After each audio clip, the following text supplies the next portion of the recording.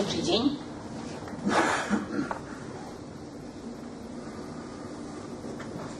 I'd like to welcome all of you to this living teaching of Advaita. Всем добро пожаловать на это живое учение Адвайты.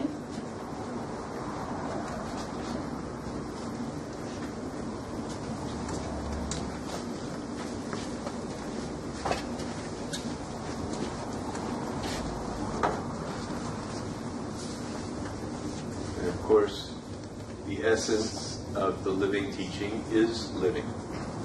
Разумеется, суть живого учения в жизни, в проживании. And the teaching is directing your attention Учение направляет ваше внимание to what is here. к тому, что есть здесь. So it is here to help you focus. Оно нужно для того, чтобы помочь вам сфокусироваться. And in life it is difficult to focus. В жизни трудно сфокусироваться. There's so much happening. Столько всего происходит. And in today's living, it is particularly difficult to focus. И в сегодняшних реалиях особенно трудно сфокусироваться. Because most of us have these things. Потому что у большинства из нас есть такие штуки. And we have them right in front of us all the time. И они у нас постоянно перед нами. And our attention goes constantly to this. И наше внимание постоянно уходит. And to stay here is very difficult И очень трудно оставаться здесь, when your attention is going like this. когда внимание все время переключается на устройство. So my first suggestion to you Поэтому мое первое предложение is to turn this off. — выключить эту штуку. During the break, you can turn it back on Во again. время перерыва можете снова включить. And I promise you, everyone in there will still be there. Я обещаю вам, что все, кто там есть, все еще будут там.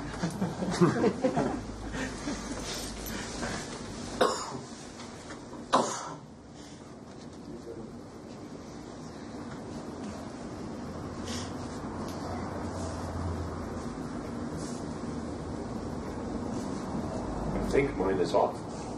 Думаю, мой выключен.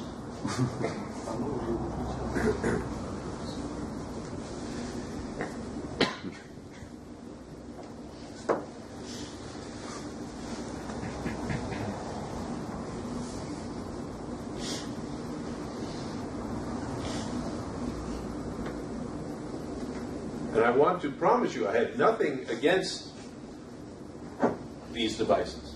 Уверяю вас, я совершенно не против этих устройств. They're wonderful. Они замечательные. I use them all the time. Я все время ими пользуюсь. But now, for the next hour or so, Но в ближайший час или больше we have an opportunity to be present here, у нас есть возможность присутствовать здесь.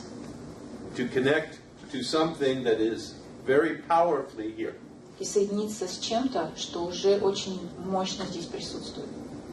And to me, this is a great gift. Для меня это великий дар, It is a rare opportunity. редкая возможность.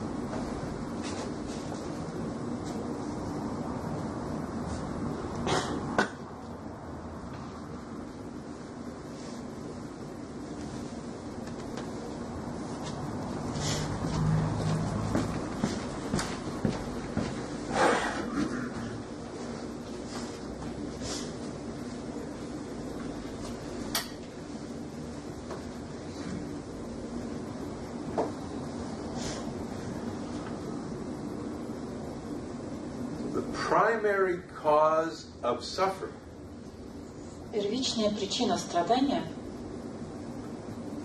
is to feel disconnected. заключается в чувстве отсоединенности.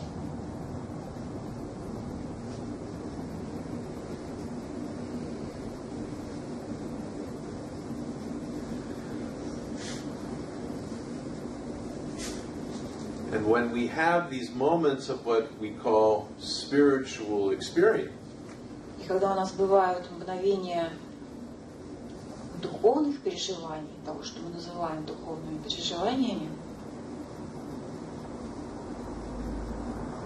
the beauty of that experience красота этих переживаний is that we feel ourselves joined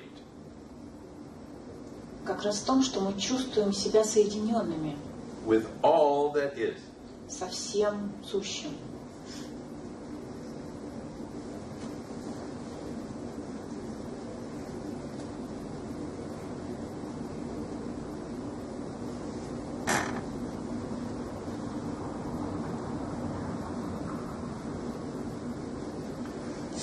Now, it is really not necessary for us to lose ourselves in this connection. И в этой соединенности нам совсем не обязательно терять себя.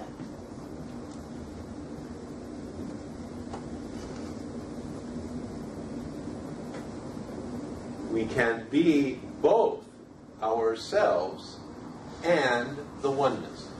Мы можем оставаться самим собой и быть в единстве.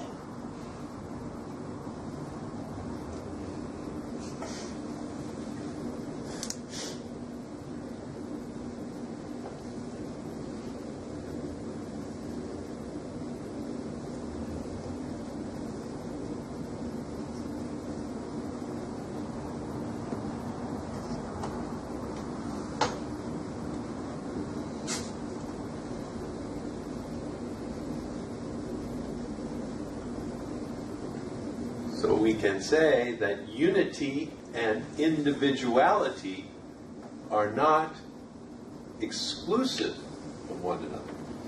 Можно сказать, что индивидуальность и единство не взаимоисключающие.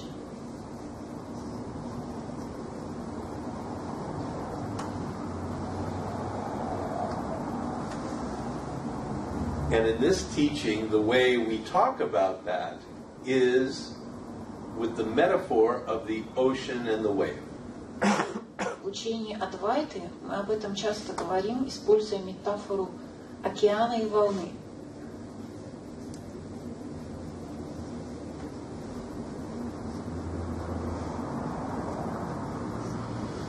So, in this metaphor, all there is ocean. Фактически в этой метафоре все, что есть, это океан. It is all that exists. Это все, что существует. And all of the objects in the world И все объекты в мире are waves of this ocean. это волны этого океана. So galaxies are waves, Галактики это волны, planets are waves, планеты это волны. each of us is a wave, Каждый из нас это волна. every molecule is a wave, Каждая молекула это every волна. atom is a Каждый wave, атом это волна. every object is a wave. Каждый, любой объект это волна. So there are unimaginable billions of waves. То есть существуют невообразимые миллиарды этих волн. Each one different, И каждая отличается от другой. each one unique, Каждая уникальна. and yet, И в то же время, despite all of this, несмотря на все это, the unity of the ocean is not disturbed. единство океана не нарушено. And so, in recognizing that our identity is a wave. И признание, что наша тождественность является волной, There is never a question of am I the ocean or am I a wave? приводит к тому, что вопрос волна я или океан просто исчезает. All a wave is ocean. Потому что все, чем является волна, это океан. All that anything is ocean. Все, чем что-либо является, это океан. And this is the basic pointer of the living teaching of Advaita. И это основной указатель живого учения Адвайты.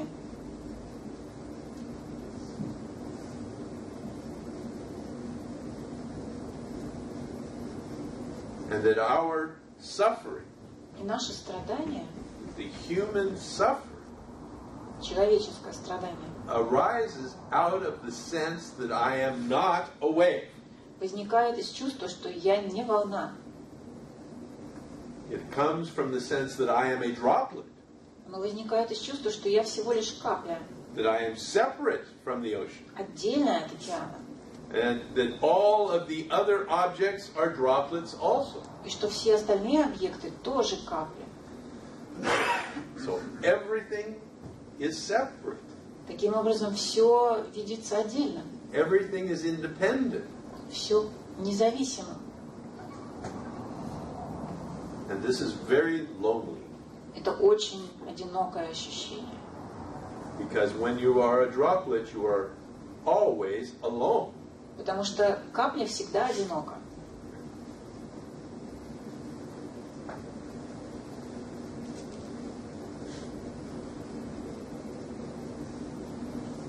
Even when you are touching another droplet, Даже когда вы входите в соприкосновение с другой каплей, you are still alone as a droplet touching another droplet. вы по-прежнему одиноки, как капля, которая соединяется с другой каплей.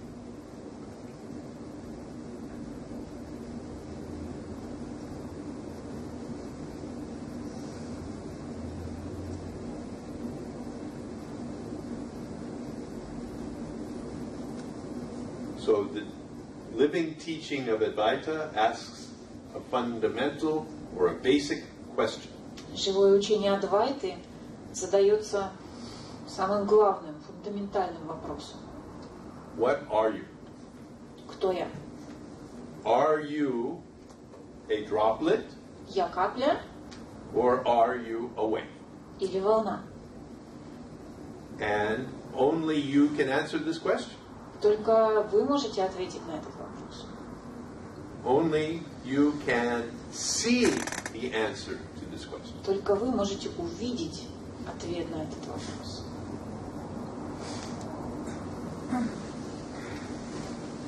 And this teaching is here to encourage the looking. И учение нужно для того, чтобы помочь вам это увидеть.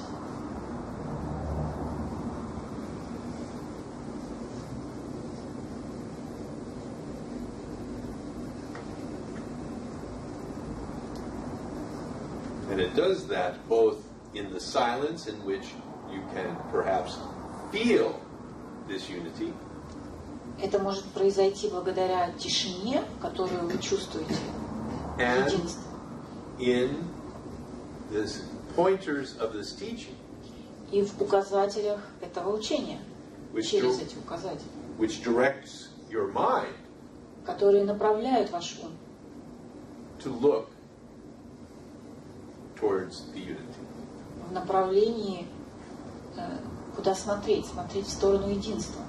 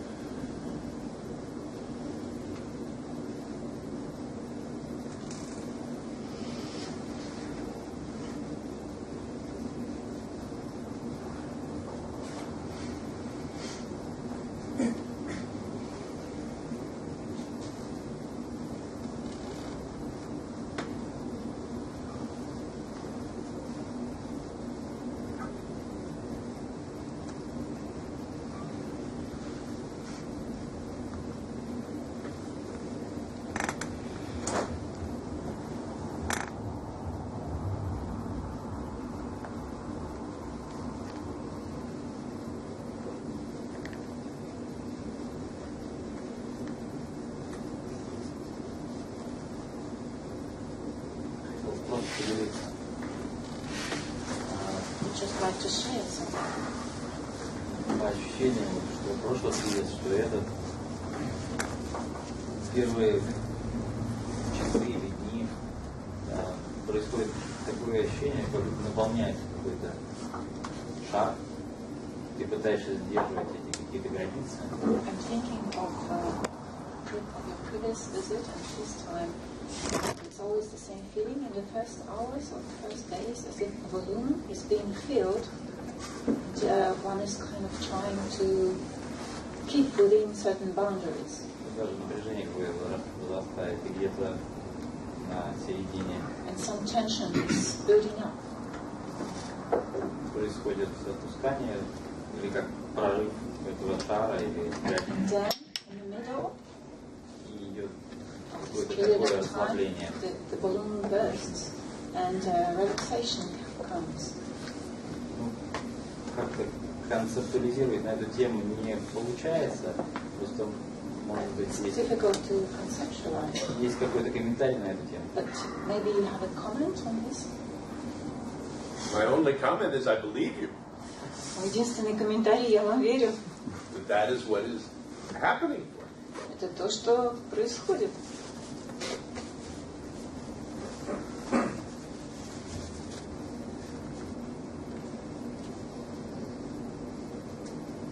Ощущение как бы непередаваемой легкости после этого происходит. За это большое спасибо. It's inexplicable. It's about the ease that comes, and I thank you for that. You're very welcome. На здоровье.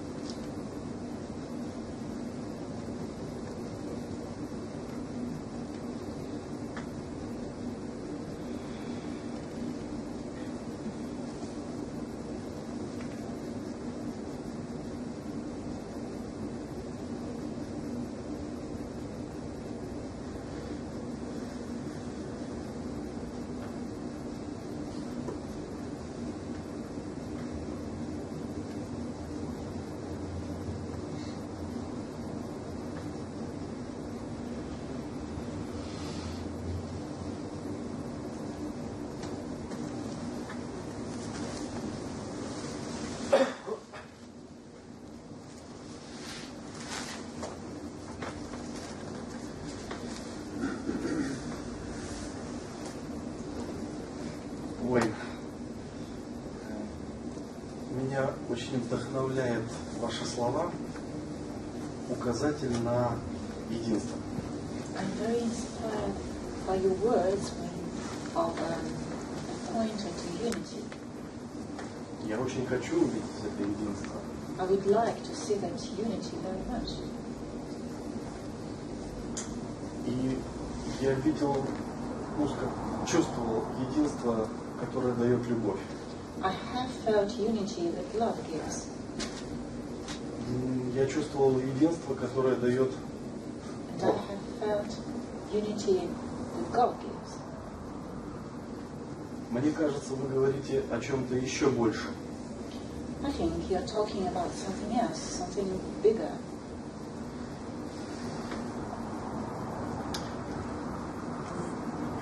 I am talking about both. Я говорю и о том, и о другом. So, the experience of unity Переживание единства is an aspect of the unity we're pointing at. – это аспект единства, на которое мы указываем. Anything you experience is an aspect of the whole. Все, что вы переживаете, это аспект целого.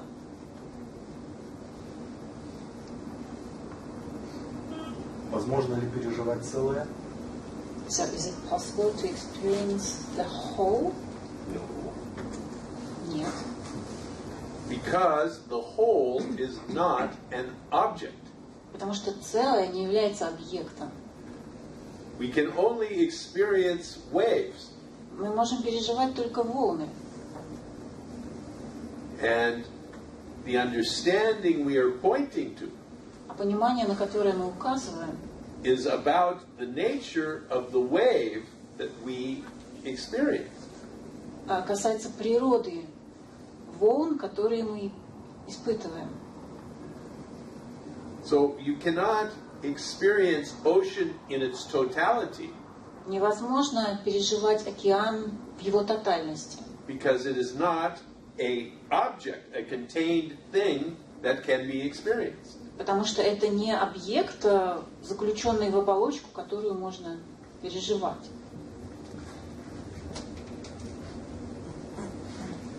And so this is the paradox that lays at the root of all teachings. Это парадокс, который лежит в основе всех учений.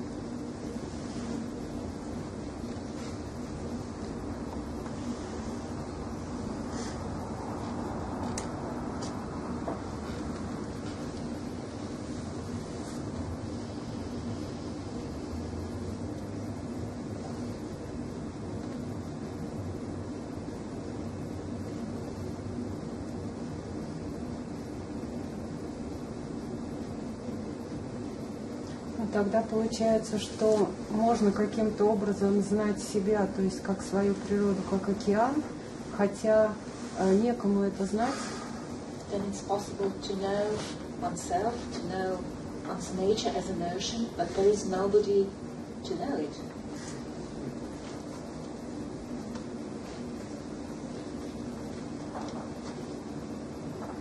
When the possibility of something other than ocean is removed, Когда уходит возможность того, что существует что-то кроме океана, когда исключается эта возможность, then what is left все, что остается, is what we call the understanding or the knowing. все, что остается, это то, что мы называем пониманием или знанием.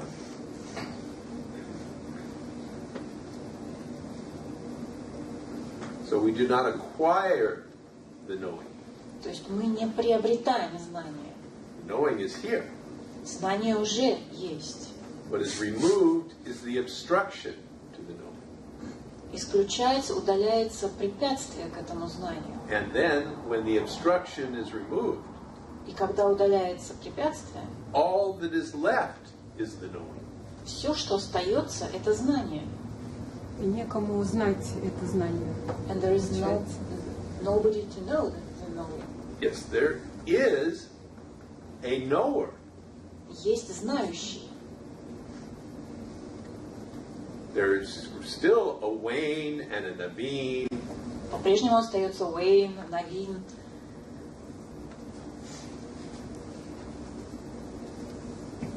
Но Навин разве может знать себя как океан? Может, она не может знать это знание, которое появляется, когда все отпадает. How can she have a knowledge of Или может. something that appears when everything else is gone, the obstruction is gone? Because it is a different kind of knowing. Это другой вид знания. It is not the knowing by someone of something. Это не знание кого-то о чем-то. It is knowing itself. Это само знание. And Naveen does not disappear. Навин не исчезает. So Naveen does not have the knowing. Не то чтобы у Навин есть знание. Naveen is the knowing. Навин и есть это знание.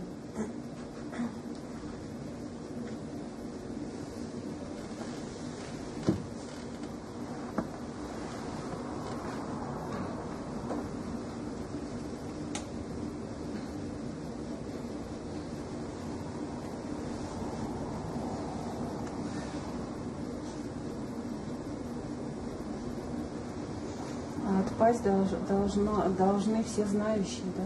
Или как? Навин как знающий. So Navin, as the knower of something, should disappear. Naveen continues to know all of the objects. Нет, Навин продолжает знать все объекты. Naveen continues to know the other waves. Навин продолжает знать другие волны.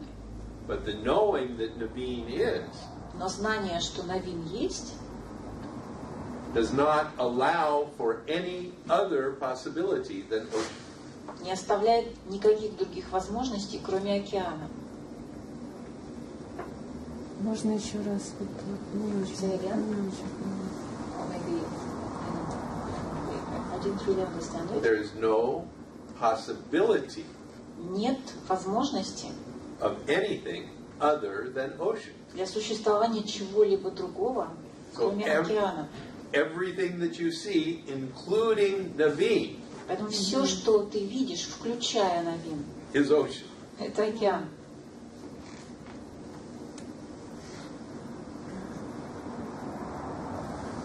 А что должно отвалиться? Можно еще раз сказать. So what has to Чтобы вот это вот... The false sense of being independent. Ложное чувство собственной независимости, собственной отделенности. The false sense of being not ocean. Ложное представление о том, что ты не являешься океаном.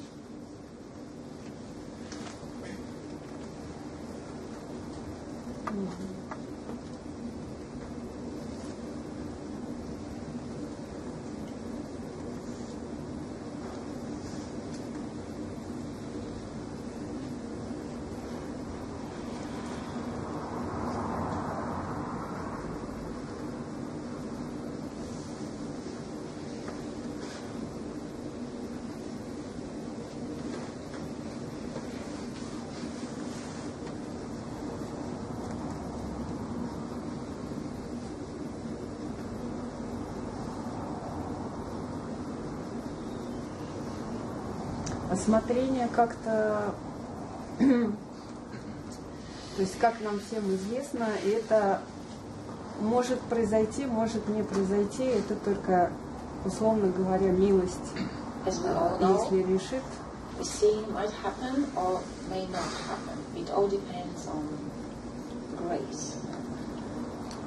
А осмотрение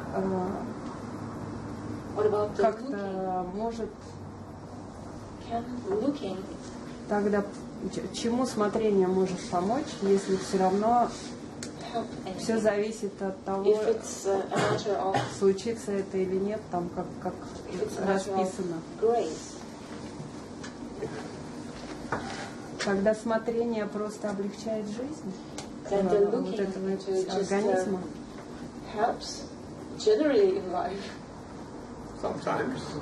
Иногда, да.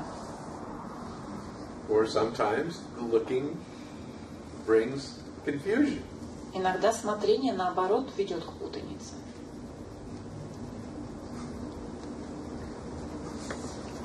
So there's no guarantees that the looking will produce any. Нет гарантии, что смотрение к чему-то приведет.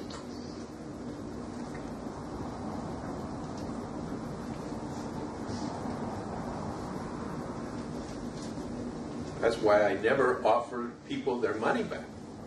Поэтому я никогда не возвращаю людям их деньги. Предлагаю им вернуть. There's no guarantee. Нет никаких гарантий.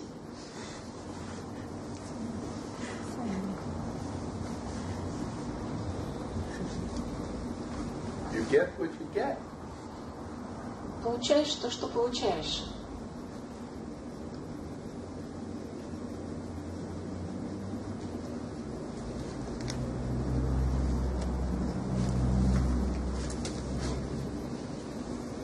Это чувство отдельности, оно исчезает совсем, или оно различается как обман, но продолжает присутствовать, просто видится. Does this feeling of separation go completely, or it stays? It's just is recognized as a feeling of separation, but it stays in some way. Okay. So here we can make a distinction between separation and independence. Здесь можно провести различие между отделенностью и независимостью. A wave can be said to be separate from another wave. Можно сказать, что одна волна отделена от другой волны. And it is this separation which allows for relationship. И именно эта отделенность позволяет существовать взаимоотношениям. Without separation, there is no Без relationship. отделенности невозможно взаимодействовать. What brings the suffering is the sense that this separation represents independence. Страдание же возникает из ощущения, что эта отделенность создает независимость. So it is not the separation between two waves, То есть это не отделенность двух волн, but the separation between two independent droplets. это отделенность между двумя отдельными каплями. Ну вот ощущение, что каждая волна отдельно, понятно, что она нормальна, но вот So I understand that the feeling of separation of two waves ощущение, что я капля, оно исчезает совсем, или оно может оставаться и осознаваться как игра, как шутка. Does it disappear completely, or it is recognized and then it just is perceived as a game? For the seeker, it disappears and reappears. Для искателя оно то появляется, то исчезает. That is the experience of the seeker. Таковы переживания искателя. For what we call the sage, Того, кого мы называем мудрецом, then that whole movement between the two is gone. это переключение полностью исчезает. Да.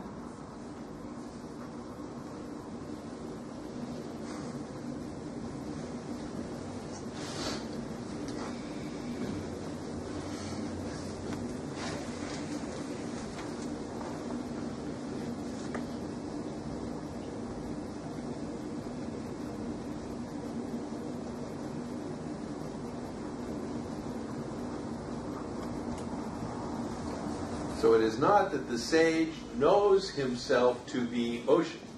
Не то чтобы мудрец знает, что он является океаном, знает себя как океан. But rather, for the sage, there is no other possibility. Скорее так, для мудреца нет другой возможности. So even the notion of, even the idea Сама идея, of ocean makes no sense. сама идея океана не имеет смысла. Because the idea of the ocean only makes sense in reference to something not ocean. Потому что идея океана имеет смысл только по отношению к чему-то, что не является океаном.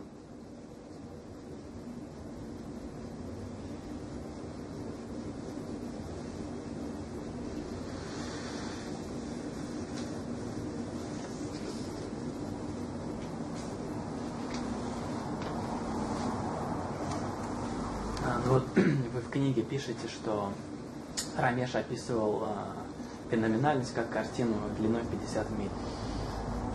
You wrote in your book that Ramesh described phenomenality as a distance of 50 miles. Painting. Painting. И вопрос, есть ли у этой картины начало и конец? Is there a beginning and an end to this painting? No. Нет. In fact, this is one of my least favorite of his metaphors. На самом деле это наименее любимая мной метафора Рамеша. Because I have seen so much confusion Она вызывает столько путаницы. to come out of it. Я это видела. Because it raises these Потому что questions. возникают вот подобные вопросы. Because what he was saying was that when he was talking about time, Он говорил о времени. and he said, we perceive Он time сказал, мы воспринимаем время, because we are close to the painting. потому что мы близко стоим к картине. If we were able to get far enough back, we would see that everything is there. Если мы можем отступить дальше, тогда At мы once. видим, что все существует одновременно. In the eternal present moment. В вечном настоящем моменте. But the problem with that metaphor is Но проблема с этой метафорой it is в том, not possible что невозможно to get out of the painting. отступить, выйти из этой картины, да, достаточно дистанцию. You are part of the painting. Потому что вы являетесь частью картины. That's the problem with the metaphor. Вот в чем проблема с этой метафорой. Может ли мудрец, мудрец отступает от этой картины или нет? What about the sage? Can a sage step back and... No, Нет? there's no place out. There does not exist any place outside of the painting. Нет такого места по другую сторону картины, да, то есть за пределами картины.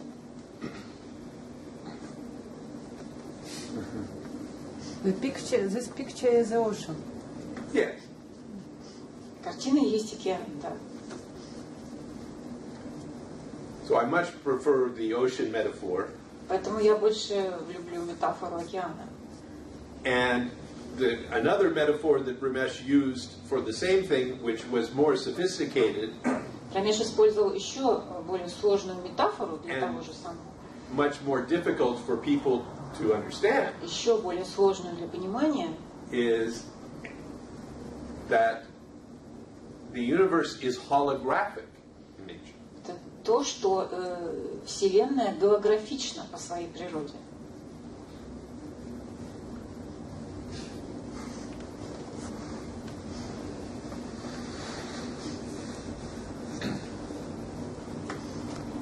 И, ну, в этой,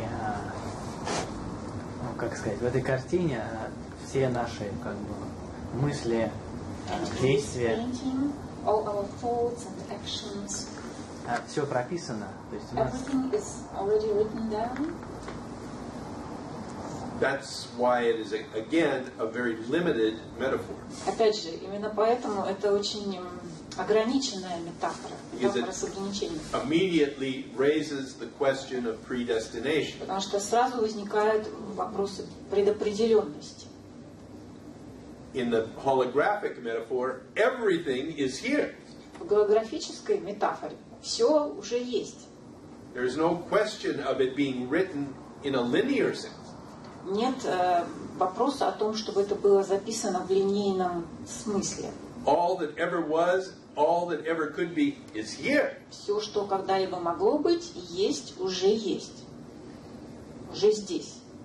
не очень понимаю вот эту метафору с голограммой.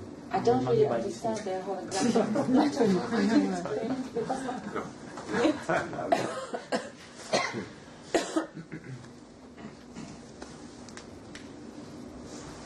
So, an intermediate one is the net of jewels.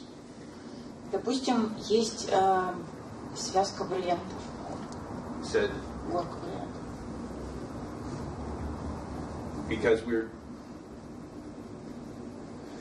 he often uses when we talk about cause and effect. Он использует ее, когда заходит речь о причине и следствии. Which is part of the lineality of time.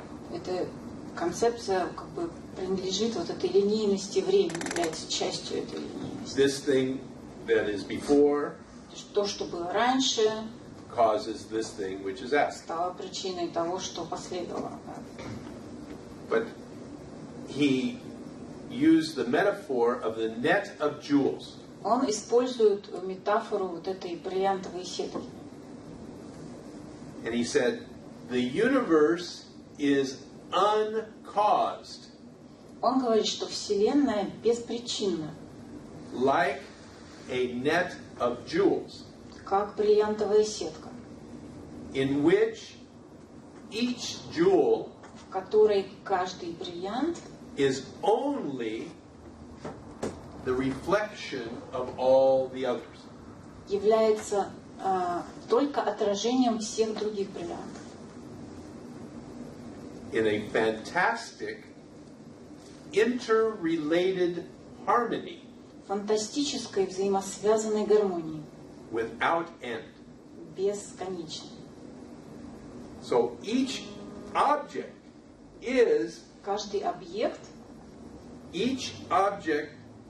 only the reflection of all the other objects. является только отражением всех остальных объектов. That nothing has any independent existence. Ни у чего нет независимого существования. Everything is dependent upon the existence of everything else. Все зависит от существования всего остального. So this is the model which has much more sophistication Так что это более сложная модель, in pointing to the nature of existence. которая тоже указывает на природу существования. But they are all simply pointers. Но это всего лишь все указатели. None of them are description. Они не являются описаниями. Мы всю картинку не видим, видим фрагмент. So we don't see the whole picture, we see fragments. Но что-то мы все равно иногда чувствуем. Какая роль интуиции в этом во всем? То, что люди называют интуицией, вот развитие интуиции. We do feel things. Мы What чувствуем. is the role of intuition? So, what we see is an individual jewel. То, что мы видим, это отдельные бриллианты. And the intuition is the recognition that what the jewel is the reflection of everything else. И интуиция как раз есть признание того, что бриллиант – это отражение всего остального.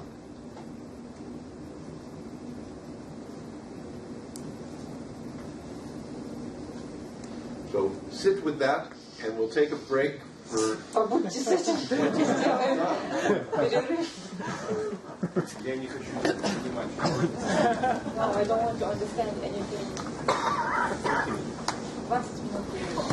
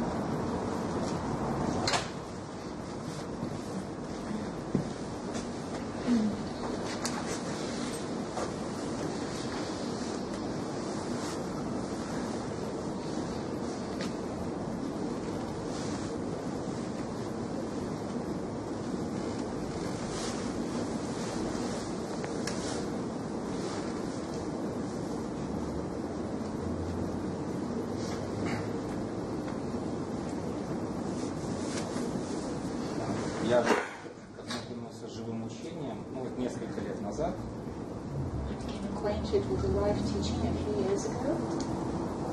Наверное, я могу сказать, что я получил то, что я ожидал.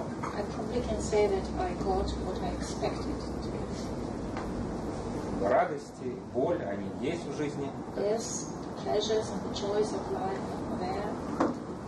Но ощущения, которые я могу идентифицировать как страдания, ну, меня больше не беспокоят. But I'm not worried anymore about the sensations that are normally called suffering. Это здорово. It's great. Yeah, a blessing. Еще бы, это благословение. Но иногда у меня возникают неприятные чувства, которые я не могу идентифицировать. Sometimes I have some unpleasant feelings that I cannot identify. Можно сказать, что это, ну, сильное внутреннее напряжение. I could call it strong inner tension. Обычно это связано с какими-то проблемами. Normally it's connected with problems in life. Вопрос. So the question is, каким образом я могу попытаться все-таки понять, боль это или страдание? how can I try to tell if it's pain or suffering? Или иногда их, ну, нельзя в принципе разделить. Or sometimes there is no distinction. Yes, often it is difficult to distinguish. Иногда трудно различить, действительно. So, the teaching simply points you to look at what it is. Учение просто указывает на то, чтобы смотреть на то, что есть. Not with the objective of identifying whether it is pain or suffering. Не с целью определения или развлечения, боль это или страдание. But simply, what is it? Просто, что это? What is this feeling, Что это за this чувство? tension? Чувство напряжения. What is it linked to? С чем оно связано? And just follow it to its root, И следовать за ним к его корню, if you can. если вы можете. And if not, no problem. Если не можете, тоже не проблема. But the teaching simply points you to look. Учение просто говорит вам смотреть. Но когда мы спрашиваем, что это, But when we are asking what is it, Yes. я понимаю, это либо боль, либо страдание. then I kind of need an answer, it's pain or suffering. Yes, but those terms, those concepts, pain and suffering, Но эти термины, эти понятия, боль, страдания, themselves are not the answer. сами по себе не являются ответом. They are only pointers to a deeper seeing. Они всего лишь указатели на более глубокое смотрение.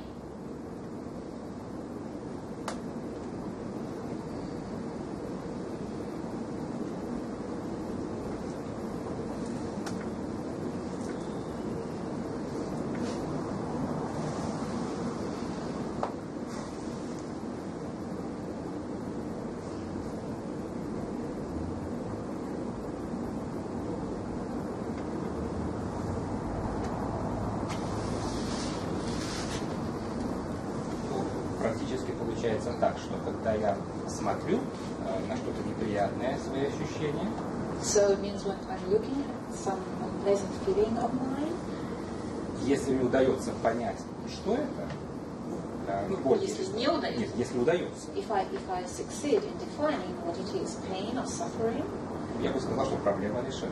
then I would say the problem is solved. Ну, для меня. Yes. And that is what stops the inquiry. И это останавливает поиск. Say, Нет проблем, нет поиска. I am satisfied with the answer. Я доволен ответом. It's pain, it's suffering. Это боль, это страдание. I now know what it is, Теперь я знаю, что and это, I can forget about it. и можно забыть. Exactly. Yeah. And the teaching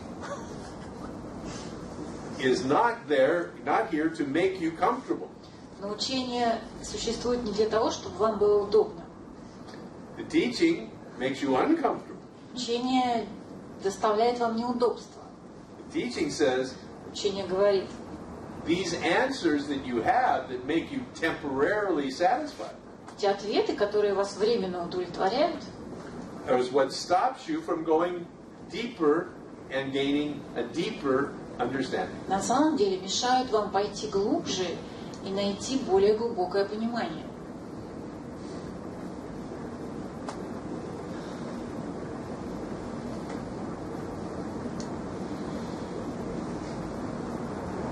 So keep looking if you can. Поэтому смотрите, если можете. Very simple. And if you can't, really, Если не можете, it's okay with me. для меня это нормально тоже.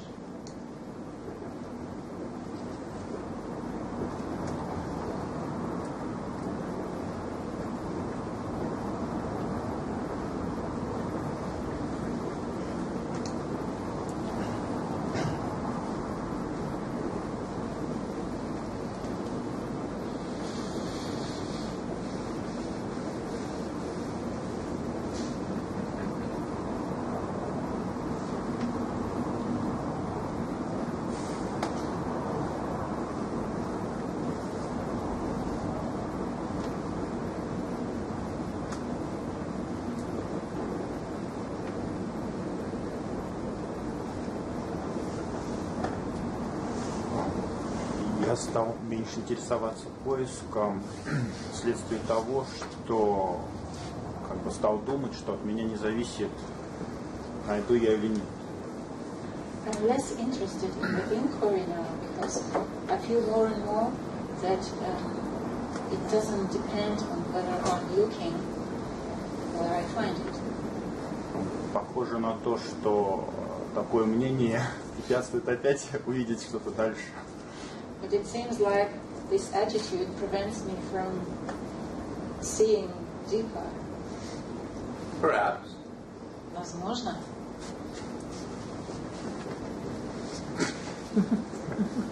But you can't do something you can't do. Невозможно же сделать то, что невозможно сделать. If you have no interest in doing it, Если вам не интересно это делать, you have no interest in doing it. значит вам не интересно. Ну, как бы интересно, но усилий меньше. I am interested, but I put less effort into it. Ah. Okay. Просто он сказал, что ты не перевела слово, что от меня зависит. Он сказал, что когда я понял, что от меня ничего не зависит, найду я или нет, тогда да, от меня не перевела, к сожалению. He also said that when I understood that nothing depends on me, then I became less interested in looking. Yeah, you said that being interested.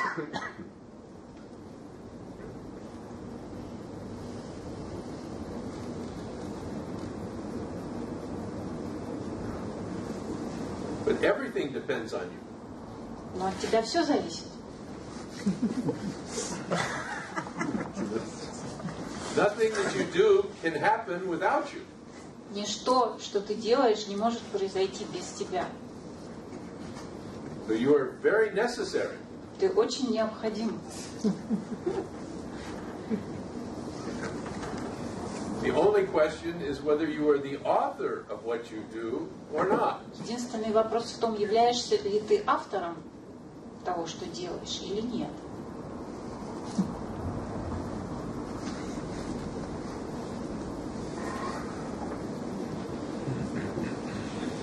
But if you don't do it, I'm not going to do it for you. Но если ты не будешь делать, то и я не буду делать это за тебя.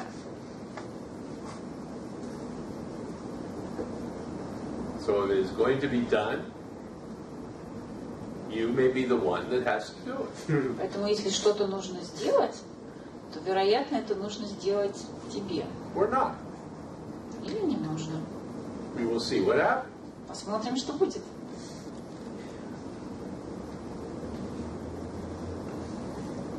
Получается, что вот тот, кто говорит, что я понял, что от меня ничего не зависит, это тот же самый автор, зависимость кроется. Получается, да? So, the one who is saying that I understand nothing depends on me is the one who, тот, кто за этим стоит false sense of authorship, standing there. No. The false sense of authorship only gives color to it. Нет, ложное чувство авторства просто придает этому оттенок. Everything is done by the functioning me. Все, что делается, делается функционирующим мной. The identity does everything. Тождественность все делает. The false sense of authorship then comes in and says, ah. Затем подключается ложное чувство авторства и говорит, I'm responsible. это я ответственен. And the other side of that is, И другая сторона того же самого. then if I'm not responsible, then I won't do anything. Если я не отвечаю ни за что, зачем мне что-то делать? But both are false claims. Но и то, и другое как бы ложные. You have the false sense of authorship has neither the power to do something or not do something. У ложного чувства авторства нет силы ни что-то делать, ни что-то не делать. It has no power at all. У него вообще нету силы. It only claims to have power. Оно только претендует на эту силу.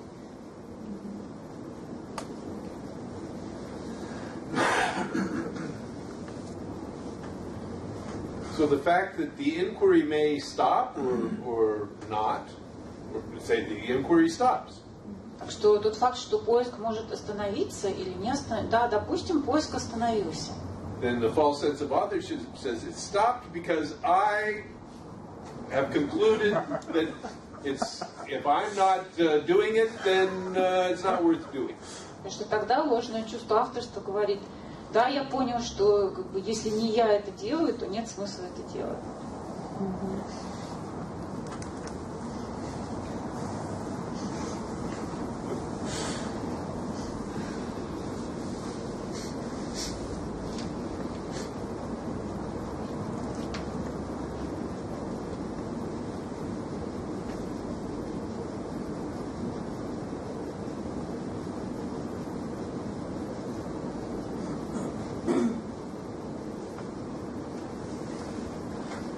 Я хочу поделиться тем, что сейчас произошло со мной. Когда мы сидели напротив друг друга и не было вот этого замечательного молодого человека, и было все солнечно, очень много любви. И я сижу, наблюдаю, как мне хорошо, как что-то очень правильное происходит для меня. И потом приходит молодой человек, садится. Солнце закрылось. И солнце закрылось. Но я успела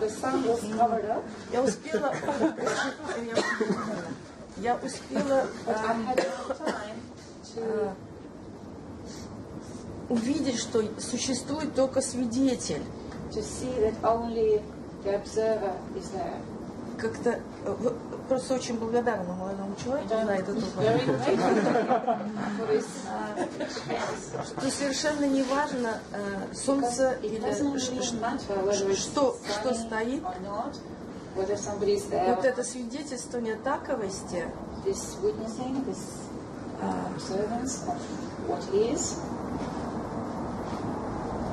оно дает такой покой и просто тишину. И не важно, какие волны колеблются. Если просто свидетельствовать. Прям намасте. Тебе намасте.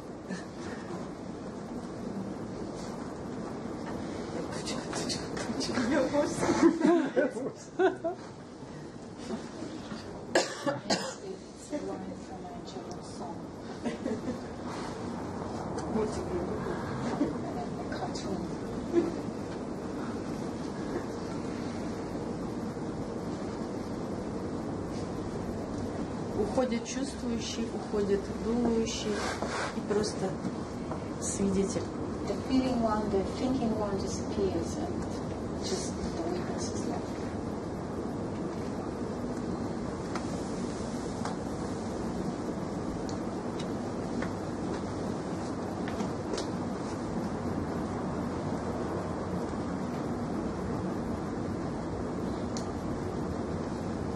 that is a wonderful and temporary state. Это очень замечательное и очень временное состояние.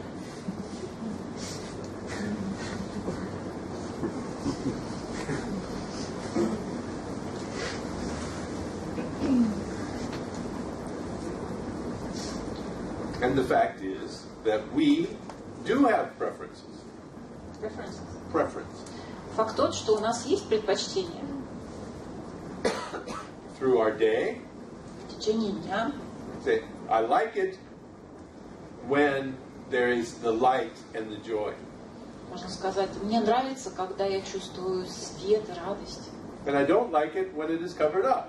Мне не нравится, когда свет меркнет и перекрывается. And that kind of experience is the normal daily experience. Подобное переживание – это нормальное переживание человека в течение дня. Of everyone. Каждого человека. When you are not in this state of pure witnessing. Человека, который не находится в состоянии чистого свидетельствования. But the pure witnessing state is always temporary. Но чистое состояние свидетельствования всегда временно.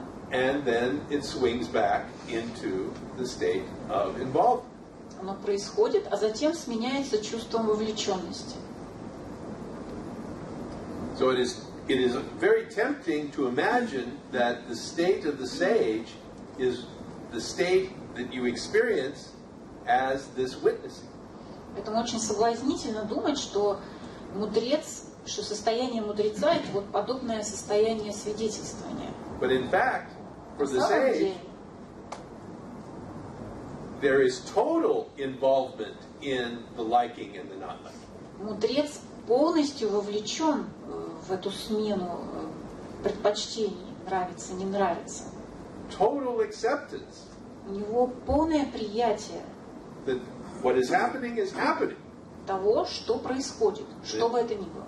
In the same way that a baby Точно так же, как ребенок is totally excited in one moment. в один момент возбужден, And in the next moment is screaming. а в следующий момент орет. For the sage it is the same. У мудреца то же самое. The experience of pleasure and pain is total and immediate. Переживание и боли, и страдания тотальны и полностью в моменте. And there is no separation from that. И нет отделения. Ever. Никогда. So it is sometimes said that the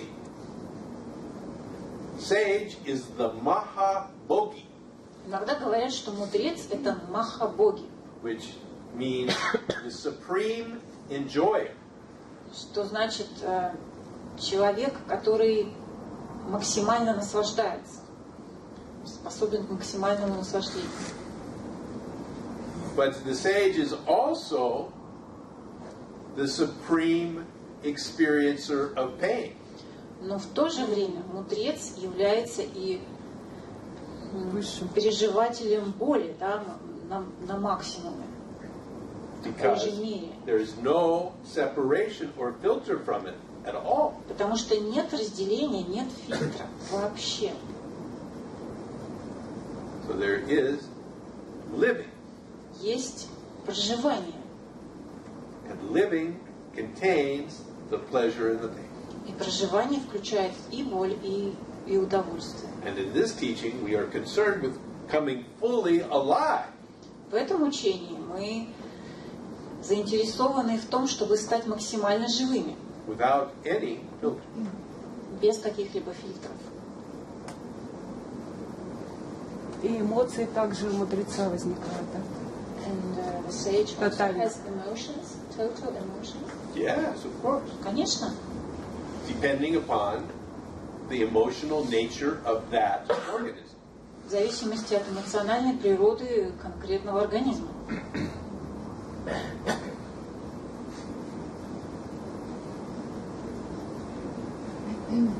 И разница только в том, что нет никого, кто заявляет права на это. So the only difference is there is nobody to claim that right. There is no secondary involvement. Нет. Нет вторичной вовлеченности в это.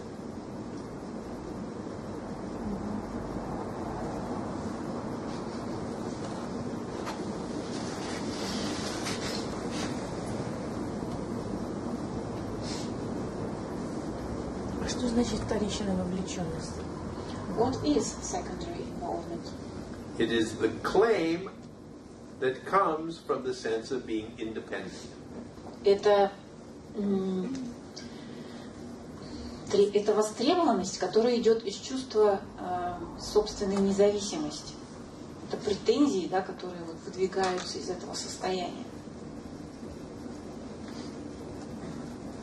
It is the sense that I am responsible Это чувство, что я отвечаю for what is happening за то, что происходит, and what will come next. и за то, что произойдет дальше. So it is this which brings the suffering. Именно это приносит страдания.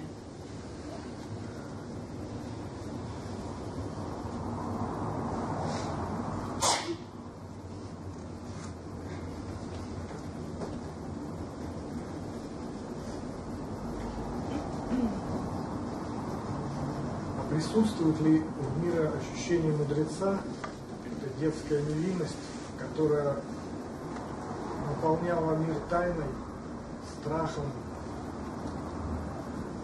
и какими-то особенными красивыми волшебными переживаниями? Наполняла мир? Да. Когда? Мир ребенка. Мир ребенка. Is there a presence in the world of the sage, this childish innocence that filled the world of the child with fear and pain and mystery?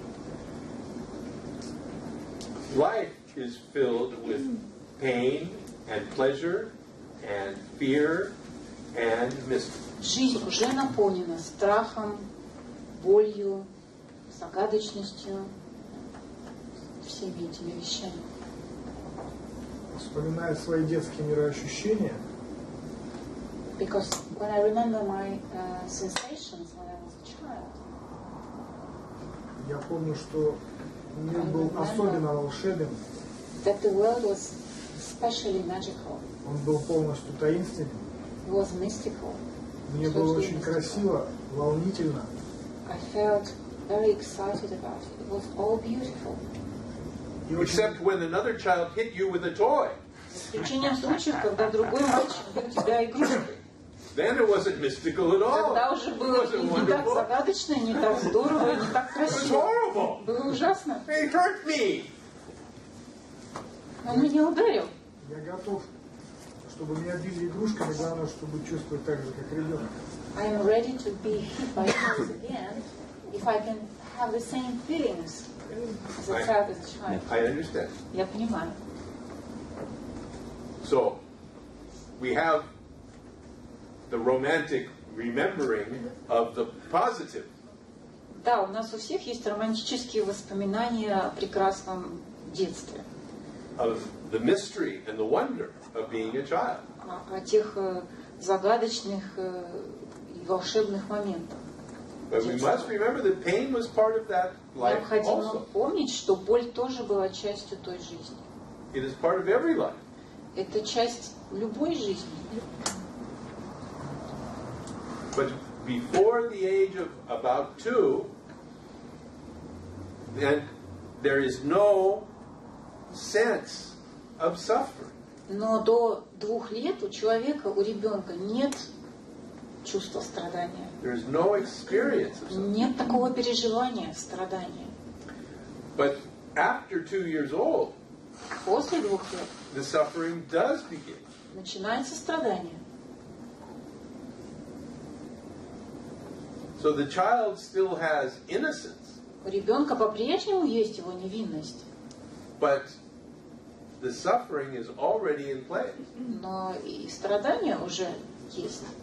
And you can observe 2-year-olds Можно понаблюдать за маленькими детьми, двухлетками. throwing themselves on the floor, Как они колотят друг друга pounding the на floor полу, как они стучат ногами in excruciating suffering, в невероятном страдании, horrible suffering. в ужасном страдании. And you say, but all I did was take his toy away. Вы говорите, да я всего лишь забрал у него игрушку. And he's acting as if the entire world is coming to an end. А он ведет себя так, как будто мир закончился. And what we don't understand is that, in fact, the world is coming to an end. Чего мы не понимаем, это что для ребенка мир действительно заканчивается в этот момент. Because the entire universe is out of order. Потому что не в порядке вся Вселенная. When you've taken something from him that he doesn't want taken from. Когда вы забираете у него что-то, что он не хочет вам отдавать. It's impossible. Это просто невозможно. This can't happen. Такого не бывает. I have power. У меня есть сила. I control things. Я контролирую, что происходит. So the conflict between the feeling that I have the power to control конфликт между чувством, что у меня есть сила контролировать происходящее, and the evidence of the moment и очевидностью момента. is truly devastating. И это просто опустошает его. And that is why children of this age who have not yet developed a mechanism to handle the frustration. У детей этого возраста еще нет механизмов, как справляться с подобными разочарованиями, крушениями. Act so dramatically. Именно поэтому они ведут себя так драматично, так агрессивно. It is the most intense suffering. Потому что это самое интенсивное переживание, страдание, которое можно представить. Without any experience on how to handle such feelings. Без опыта взаимодействия, без возможности что-то с этим сделать еще.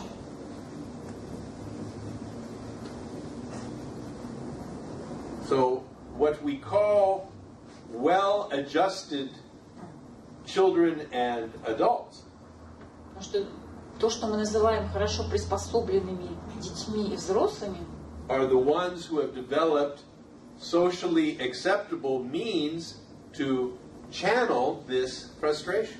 это фактически дети и люди, которые нашли социально приемлемые способы канализации этой энергии.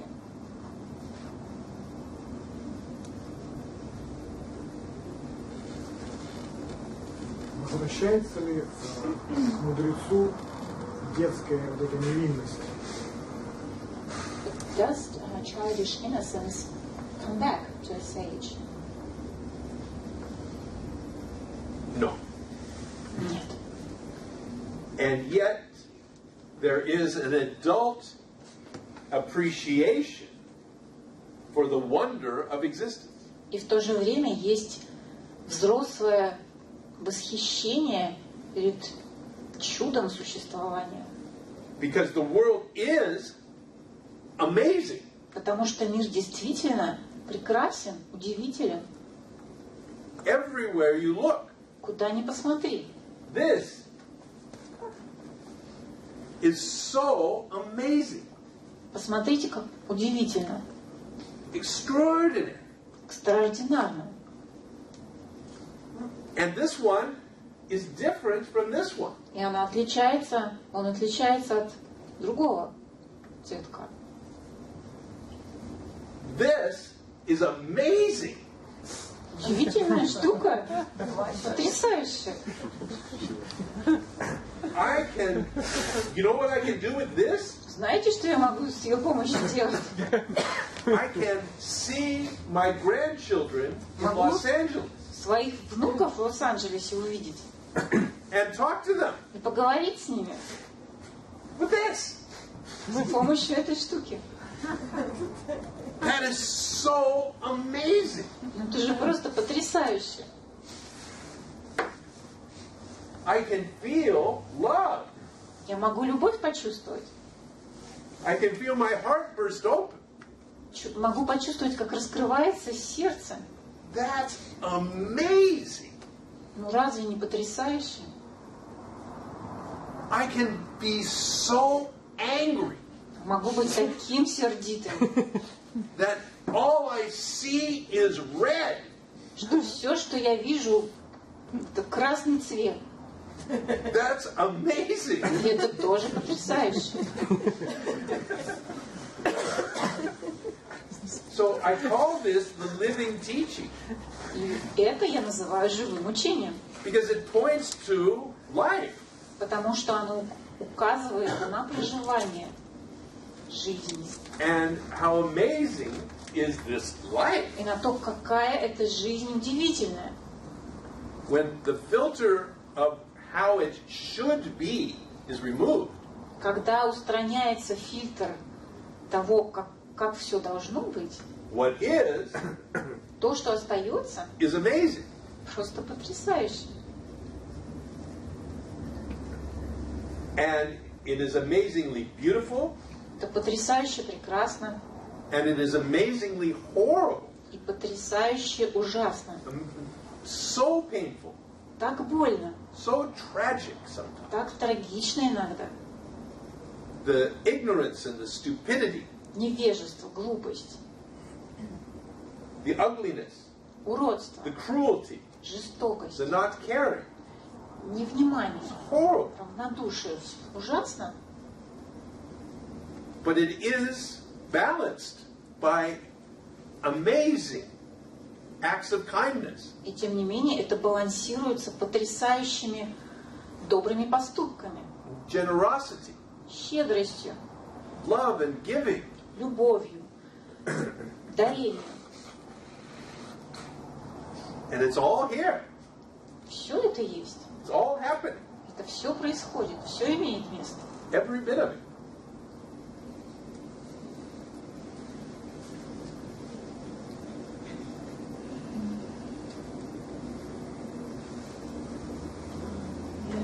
Мне сейчас пришел такой вопрос. Связано ли появление вот этого чувства авторства с тем, что мы живем в обществе, с тем, что существуют социальные условности и так далее? Is this sense of authorship connected with the fact that we live in a certain society and we are conditioned in a certain way? Потому что есть Because такие истории в жизни. there are Сказано про Маугли, да? For example, the Это Mowgli story. бывало и в жизни. Kipling. Когда ребенок маленький доживал до какого-то возраста с животными, When a small child lived among the animals in the jungle, и он явно был другим, and he was different, чем... totally different. Вот интересно, если ну что тогда, я не знаю, существует ли ответ у вас, но I don't know if you have an answer to this question, but this question arose. Yes. As far as I have been able to observe, Ну, насколько я мог наблюдать, human beings in all societies люди в любых обществах at about the age of 2 в возрасте 2 лет, develop the sense of authorship, у них у всех появляется чувство авторства, the sense of being independent. чувство независимости. Now, some societies are more supportive of this sense than others. Некоторые общества больше способствуют развитию этого чувства. So some societies reinforce this sense Некоторые общества даже усиливают это чувство with their culture. Своей культурой.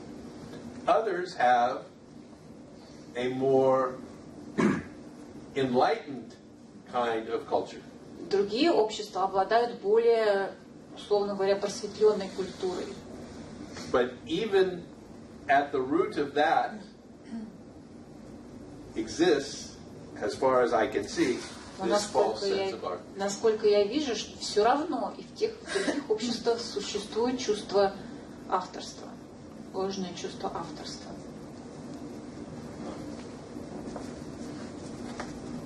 То есть оно появляется вне зависимости от этого детства, обусловленности.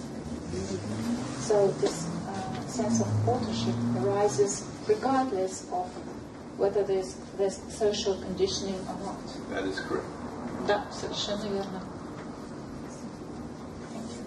But it is then either supported or reduced by the culture. Но оно либо усиливается, либо в какой-то мере уменьшается культурой этого общества.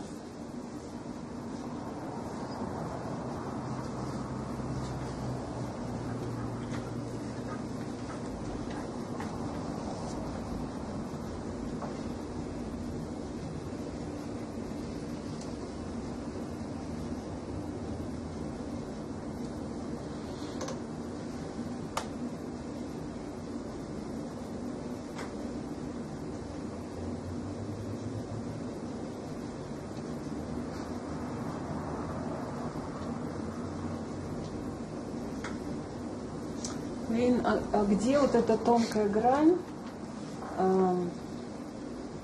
между... То есть если ситуация такова, ну, допустим, у меня сейчас с больницей, с операцией, там, которая должна быть, и с медицинским вот этим эгрегором. Well, let's take my situation. For example, my situation with the hospitals and the coming operation. And all this society, medical society, terrible in Russia, and nobody want to do what they make, they have to do. And where is this? Можно я скажу на английском? Where is this thing? Border between my if I really have to fight for something, what they have to do for me. Where is this border that it's not should be like this, and just fight that you have to do it for me. Где эта граница, когда я должна за себя бороться или наоборот не должна? Нет, не то. In my feeling. Yeah? Where is this border in my feeling? Okay, you want to say it in Russian? Да. То есть вот я спрашиваю, где эта тонкая граница? Where is this thin line? She already said it. Oh, okay, so just say it in Russian. Где вот эта тонкая граница? Допустим, у меня сейчас ситуация с медицинским эгрегором нашим прекрасным, да, у меня там операция, возможно, будет, и, в общем, они теперь не хотят делать то, что они должны делать, там требуют деньги, то все 5-10. И я спрашиваю, где вот это во мне эта тонкая граница, когда мне нужно сражаться с ними за то, что там они должны, и одновременно не иметь это чувство, что так не должно быть.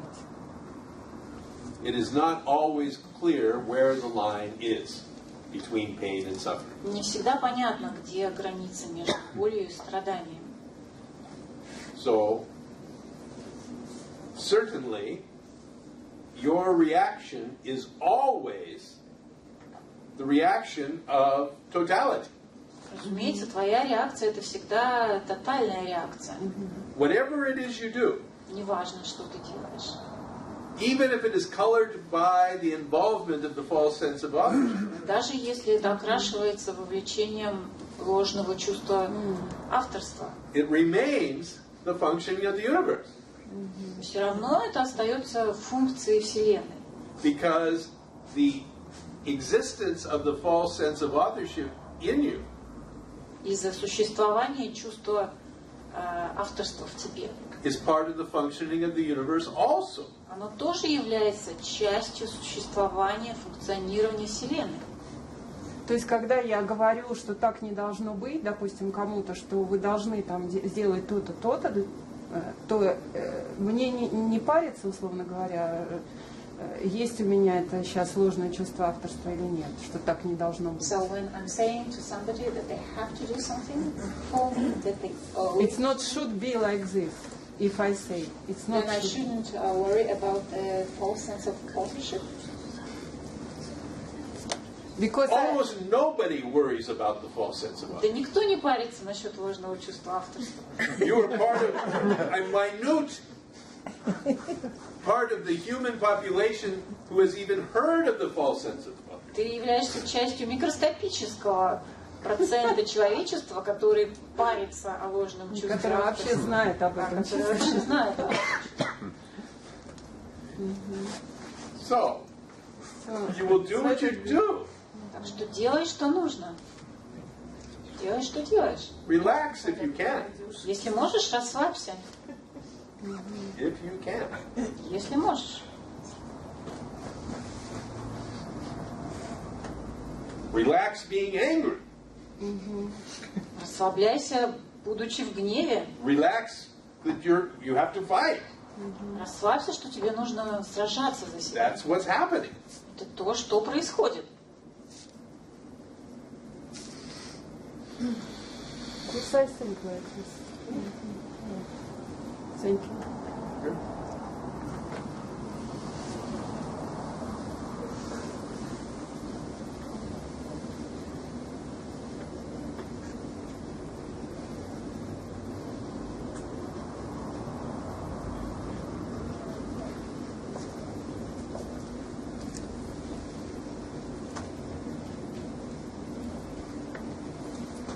Уэйн, когда я ищу ответ на вопрос, зачем я прихожу слушать живое учение, When I'm looking for an answer to the question why I come to these living teaching talks, чего не хватает? Что должно в конечном итоге происходить? what needs to happen? И, конечно же, я ответом нахожу, что просветление. I come to this answer enlightenment. Потому что есть чувство неудовлетворенности, Because there is this и feeling of dissatisfaction. оно в крайней своей фазе может быть даже как чувство ущербности. In its extreme, it's like Некоторой. frustration also. И вследствие этого есть концепция, что обладая такими качествами, которые мне все нравятся, любовь, спокойствие, So I have this concept that if I have all this number of qualities that you possess, like kindness and love, и особенно это отсутствие убежденности, как все устроено and вокруг especially речи. the lack of beliefs of how things should be, Сидит такая сильная фигня, что это и должно быть у меня тоже. so these are the things that I should also have. Good luck. Удачи!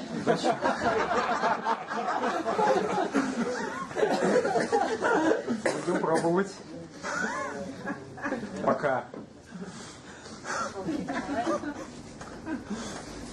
То есть, слушая учение, что я имею в виду, может возникнуть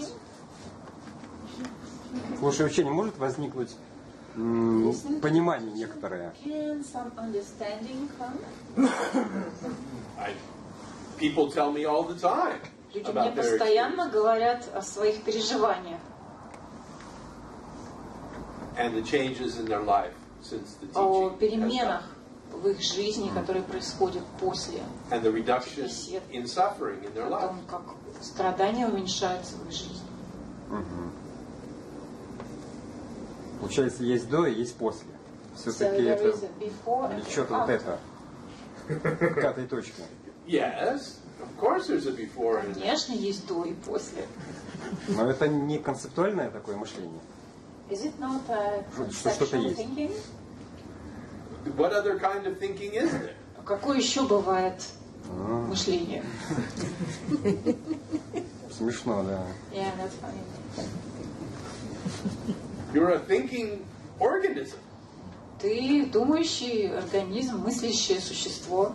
You're a conceptualizing organism. Ты концептуализирующее существо. An organism with senses. Организм с ощущениями. And then the senses bring into being space and time. Ощущения помещают нас в пространство и время. Не, вот только сейчас увидел, что по кругу бегаю. Yeah, right now I just thought I was going in circles. Спасибо.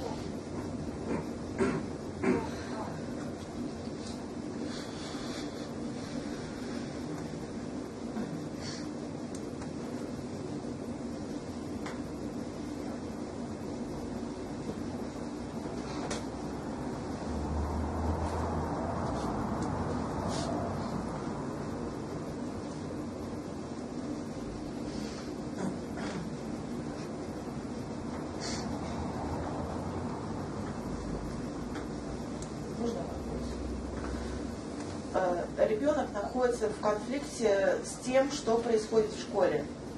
Скоро я пойду к директору, наверное. A child is in conflict with something that is happening in school, and I'm going to see the director soon. Она говорит, что я как Буратино, и меня стругают, как полено. She's saying I'm like Pinocchio and I'm being cut as a log. I'm sorry. She's like Pinocchio, this hero from an Italian fairy tale, and I'm being cut like a log. Притом при всем, что дома она выкидывает у меня очень мудрые фразы. While at home she sometimes speaks like a sage. It's very wise things. Ну, например, я испытываю эмоции и чувства, находясь в этом моменте здесь и сейчас. Это она говорит бабушке. Ну, например, такая вот фраза. 13. Вообще, рулит вообще. Значит, учительница классному руководителю, она сказала, вы вообще ничего не понимаете, сейчас ничего не существует. You don't understand anything. Nothing exists. И она говорит, я иду в школу как в ад, потому что я не знаю, как мне себя там вести. So she says, school is like hell. I don't like how to be. Вот не знаю, как вот ей вот I don't know how to помочь-то. Смириться, наверное. How to accept it, probably.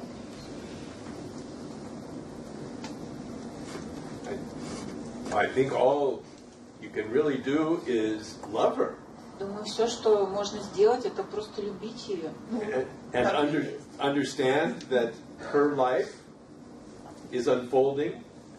Понимая, что ее жизнь разворачивается. Я ей говорю, скажи, что вы не любите детей, учителям так и говорит. I just tell you to your teachers that you don't love children. You don't know how to love children. Но все равно вот, приходя со школы, в ней есть конфликт вот этот вот. But I can see when she comes from school that she's in conflict with what? То есть страдания какие-то там. That she is suffering. Yeah.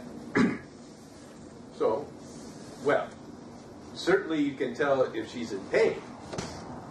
Во всяком случае, вы можете определить, когда она испытывает боль. The circumstance you described is a painful one. то, что вы описываете, эти обстоятельства, они безусловно болезненны. To be in conflict with authority. Быть в конфликте с вышестоящими. And the society is painful. Учителями и с обществом это больно.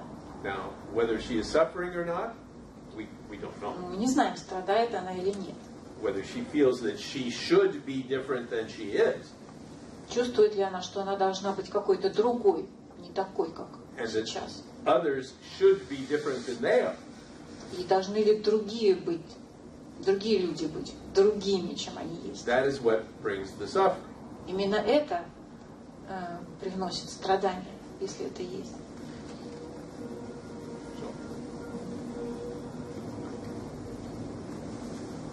And as parents, of course, we want to save our children from as much pain as possible. Конечно, как родители, мы хотим уберечь своих детей от всей возможной боли и страданий. But at some point, when there is the understanding that this is impossible, Но в какой-то момент, когда появляется понимание, что это невозможно, then pain is recognized as simply part of life. тогда боль просто признается как часть жизни.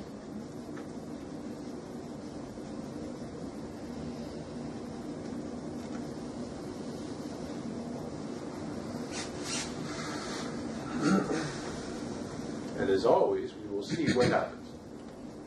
Как всегда я говорю, посмотрим, что будет, как оно будет. And we truly don't know. Потому что мы не знаем. No, I'm just curious. Yeah, of course. Sure. Как дальше это будет у нее? Yes, I'm interested how it will unfold. Yeah. Shall we take a last break for... Сделаем последний на сегодня перерыв. Готовы?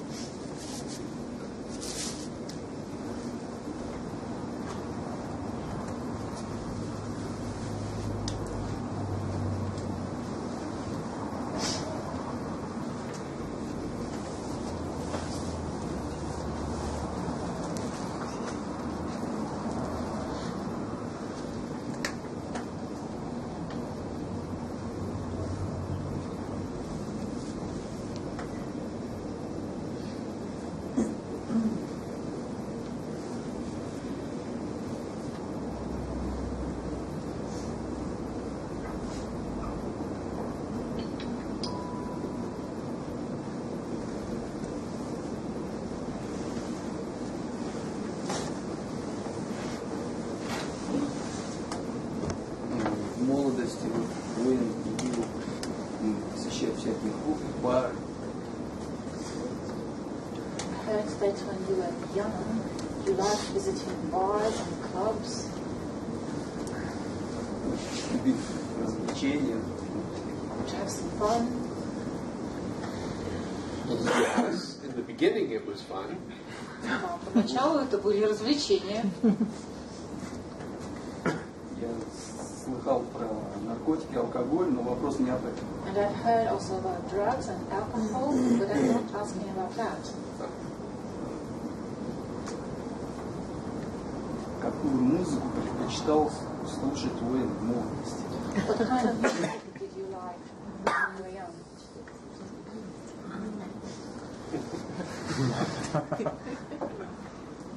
Может, rock and roll, yeah, Beatles, Rolling Stones, Creedence, Clearwater Revival.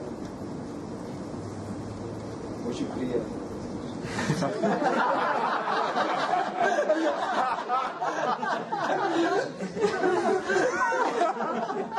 I still like them.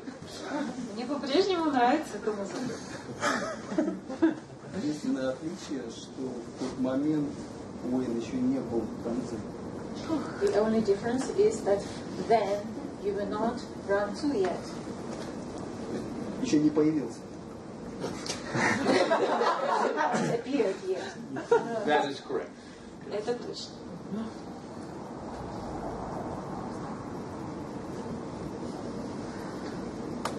I was also 40 kilos lighter. Я был также на 40 килограмм легче.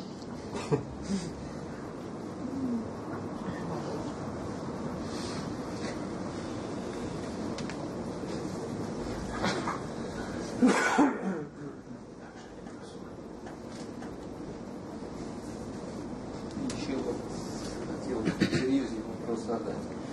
Я вам серьезно скажу. Знаю, что Уэйну нравится вот концепция океана и волны. I know that you like the concept of the ocean and the wave.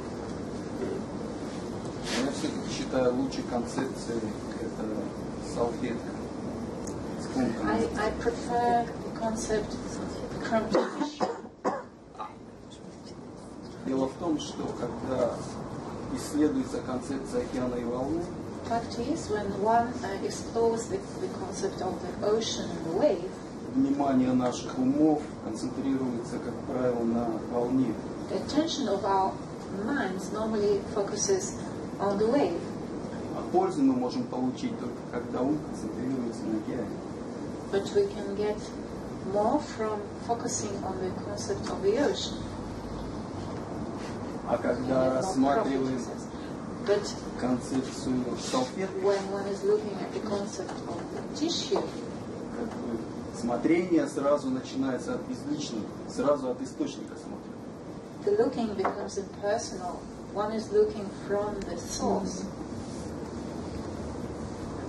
Поэтому я считаю эту концепцию самой лучшей. That's why I consider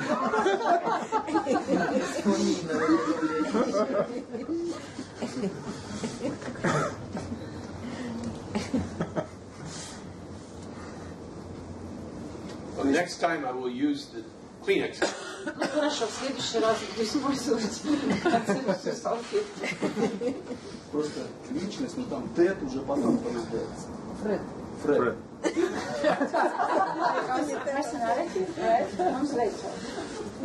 А вначале существует вот сознание. In the beginning, there's just consciousness. Я знаю, что много лет назад вот вы придумали термин ложное чувство авторства. I know that many years ago you invented this term of the false sense of authorship. Когда мылись в душе. When you were taking a shower. Такая предыстория была. Было интересно. It was very interesting to learn the story. Если есть возможность, расскажите, пожалуйста, как родилась концепция вот с салфеткой, как, ну, If you can, could you please откуда пришло и tell us how the concept of the tissue came about? I really don't remember. Честно говоря, я не помню. It was a long time ago? A long time ago. Давно было.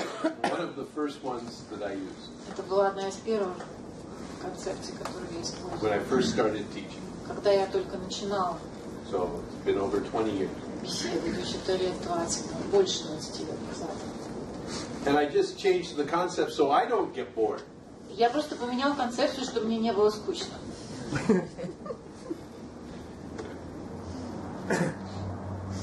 Because they all point to the same truth. Но они все указывают на одну истину. И последний вопрос, самый сложный. The final question, the most difficult one. Всегда перед встречей существует ряд вопросов, 4, 5, может быть даже 7. I normally have quite a number of questions before a talk. Не Like знаю, 4 or 5 опыт questions. остальных, но когда я прихожу сюда, какая-то сила блокирует вас. From my previous experience, I know that when I come here, some kind of power blocks Не дает возможность задать вопрос. me, prevents me from asking all these questions. Вы говорите, что гуру присутствует здесь уже прямо сейчас. You're saying that the guru is here now, already present. Если так, If я it is рассматриваю это, что гуру велик, нам сохранять маму. Сохранять что? Маму. Мало молчать. I consider it that the Guru tells us to keep silent. Guru gives this instruction. Блокировка сильная. Because this block is really strong. It's the guru that does everything. Да, гуру делает все. Tells you to do everything. Гуру говорит вам все, что делать. In my example. В моем примере.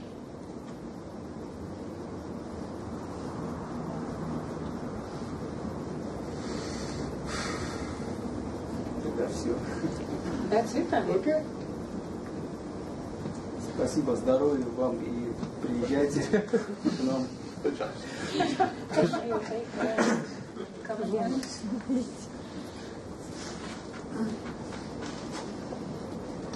Хотя я слышал, что только раз в год теперь будет приезжать. But I've heard you're there to visit us only once a year. I don't know. Я не знаю. Такова, наверное, воля Вселенной. Depending on the will of the universe. Of course. Yes. Это все понятно. Yes. Ну да. I operate by the same principles as everyone else. Я функционирую по тем же принципам, что и все остальные.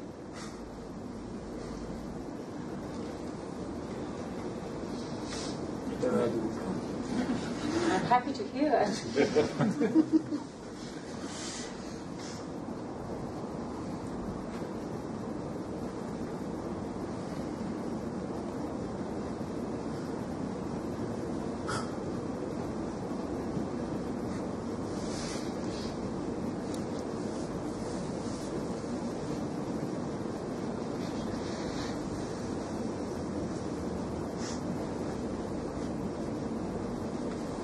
Сегодня вы сказали, что цель учения не сделать жизнь мою более комфортной. Today you said that the purpose of the teaching is not to make my life comfortable. С другой стороны, я много раз слышал, что вы говорили, что цель учения – это уменьшить количество страданий. On the other hand, I've heard you many times saying that the purpose of the teaching is to reduce suffering, my suffering. Это не одно и то же. Is it not one and the same? No. Нет. You can be at peace and uncomfortable. Можно находиться в покое и при этом испытывать неудобства. Discomfort is not suffering. Discomfort is pain. Дискомфорт – это не страдание, дискомфорт – это боль.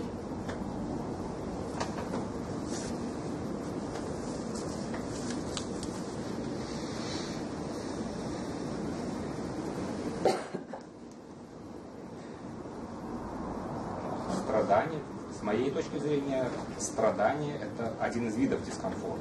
From my point of view, suffering is one of the types of страдание один из Ну, видов дискомфорта – это один one of the types of discomfort. вопрос терминов, наверное, но как Maybe it's a matter of terminology. It is a matter of Да, это terminology. вопрос But the terminology is directed to point you somewhere. Но терминология существует для того, чтобы на что-то указывать вам. So I make a distinction between the pain which is in the moment Поэтому я делаю различие между болью в моменте and the suffering which is the story around the pain. и страданием, которое становится историей вокруг боли. And the story in which you are the star player. Истории, в которой вы являетесь главным героем, звездой. As the one responsible for the story.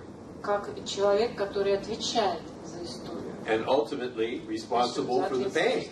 И в конечном итоге ответственен за боль.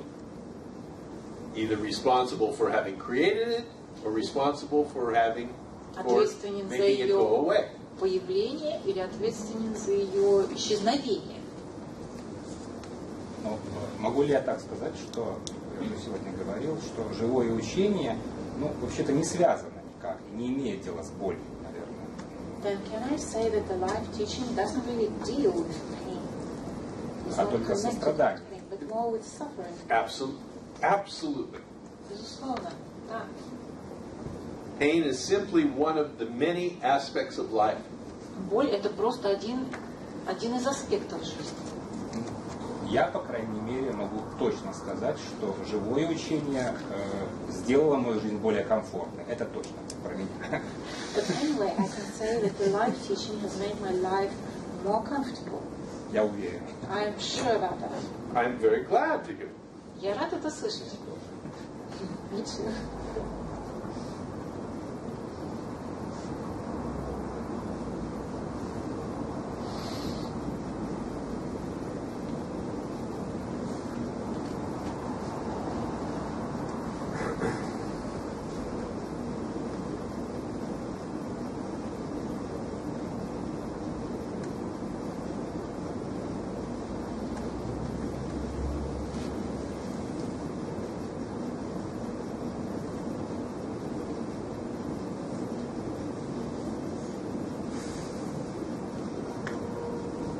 Уэйн, вот в продолжение вопроса, да, боль, страдания.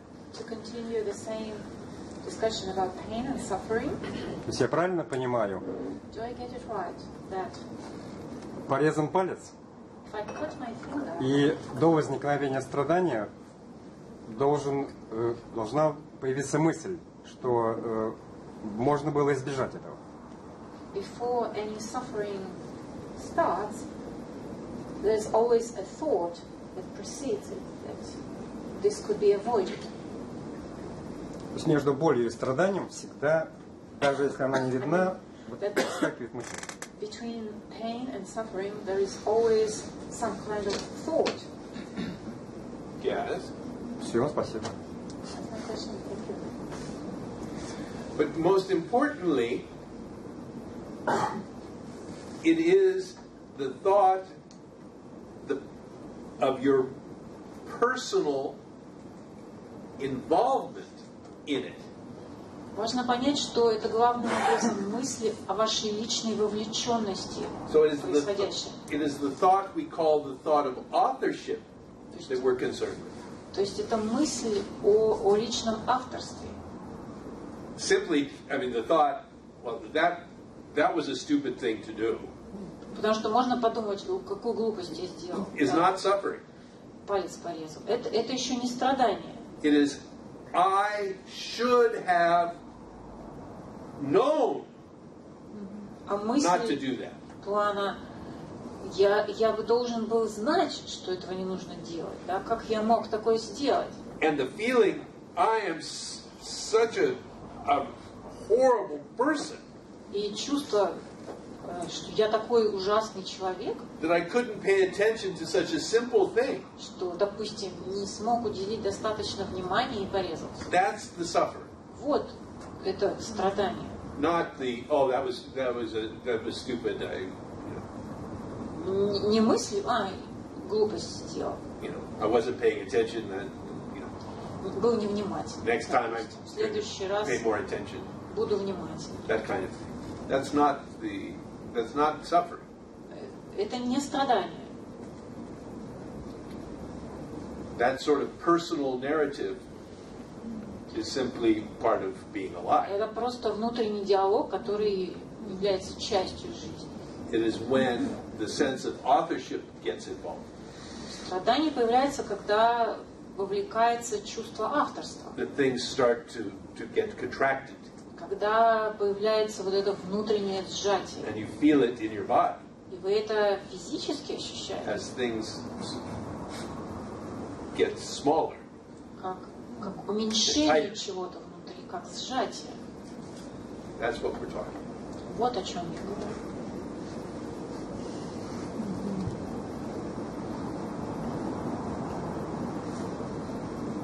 А это просто вот идиот, там, идиотка сделала. Это не, еще не то, да?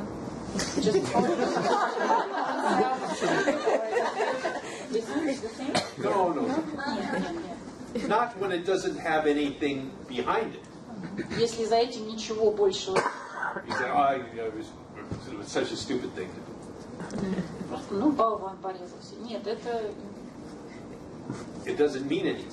Это ничего не It's the значит. sense I should have paid better attention. Если есть чувство, я должен был быть внимательнее. That's what we're talking about. That's the secondary involvement. Вот это уже вторичное вовлечение, вовлеченность. У меня похожий вопрос, но Have a similar question, but больше относится к будущему. it's more about the future. Как вычленить из первичного вот этого отождествления вторичное? How can I вычленить в каком смысле? Ну, как различить их? How can I tell secondary identification from primary identification? Я приведу пример. For example, Например, у меня вот, какие-то проблемы со здоровьем. I have some problems with my health.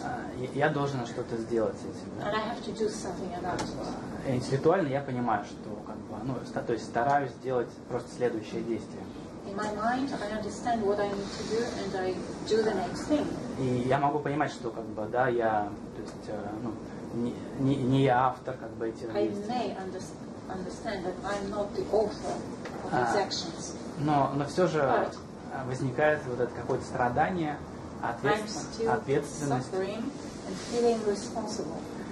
Потому что, нужно выбрать именно правильное лечение, например, или example, вообще не ходить к врачам. I have to select the right kind of treatment, or decide whether I shouldn't go to see a doctor at all. И кажется, что как будто, все-таки я же это делаю, как будто я ответственен за правильный выбор.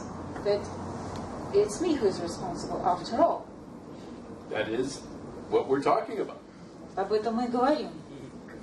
Какой, можно дать указатель изучения, чтобы помочь, уменьшить страдания? I have no practical advice. У меня нет практических советов. I can only direct your attention Я могу только направить твое внимание into that suffering. в это страдание.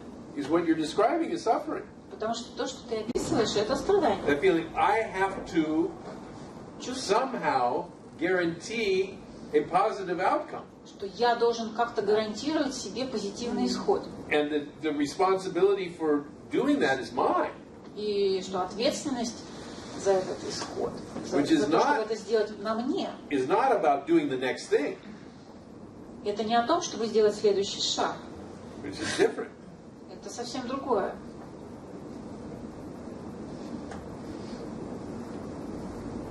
Из этого возникает страх, что если я сделаю неправильное действие, то я буду, например, болеть, страдать в будущем и так далее. Because if I think, if I don't do the right thing, I will suffer even more. I will be more sickly, etc. So a fear comes in. That's right. Да? So the point is that the fear is tied to you not doing the right thing. Смысл в том, что страх связан с тем, что ты не сделаешь что-то правильно. And that's the suffering. В этом страдание. The projection that if things go badly, then you will suffer, have a lot of pain and maybe die. Это проекция, что если ты не сделаешь чего-то правильно, да, ты будешь болеть еще больше, может быть, даже умрешь. We might call that a natural fear. Это можно назвать естественным страхом. But the sense that it is up to you to guarantee that this doesn't happen. Но чувство, что только ты можешь гарантировать и уберечь себя от вот этих плохих последствий, да, плохого развития событий. Вот что является страданием.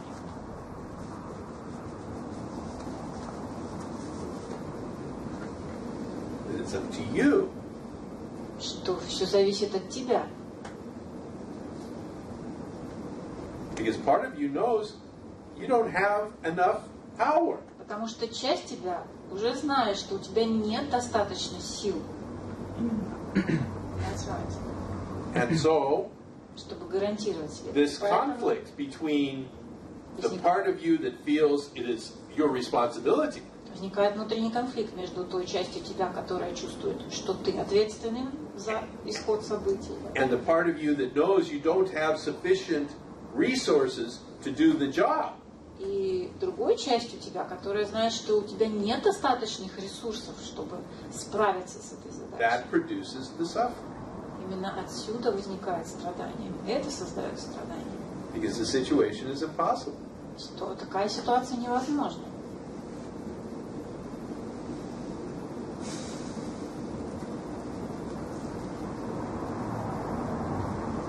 То есть страх по поводу будущего, он может не исходить из ложного чувства.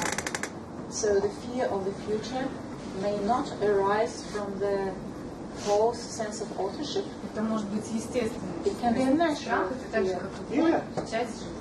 Like part of life, natural part of life. Yeah. Да? Hope and fear Надежда и страх are very natural parts of life. – это очень естественные части жизни. And they are both your fantasies И, about the future. и то, и другое – это твои фантазии о будущем. Hope is a positive fantasy, fear is a negative fantasy. Надежда – это позитивная фантазия, а страх – это… Мои как автора или мои просто как вот механизмы My fantasies as an author or my fantasies as a body-mind mechanism. Your fantasies are body-mind mechanism. Фантазии как механизмы тела ума. When the sense of authorship gets involved, Когда вовлекается чувство авторства, then you have to control the future. тогда ты думаешь, что нужно проконтролировать будущее. But it is up to you to make sure that your fear, that which you fear, doesn't happen. Тогда ты чувствуешь, что необходимо так проконтролировать ситуацию, чтобы твой страх не сбылся. And that's where the suffering lies. Вот что такое страдание. То есть страх естественный, а контроль нет. So the fear is natural, but the control isn't. That is, well, the control is what produces the suffering. Контроль – это то, что создает страдания. Everything that happens, I would call natural. Просто я бы все, что происходит, назвала естественным. It's natural because it's happening. Это естественно просто потому, что это происходит. Я имею в виду, что страх это естественно часть жизни, да, а вот контроль это уже из чувства. Yeah, But control comes from the sense of authorship. that is correct. Это так, да.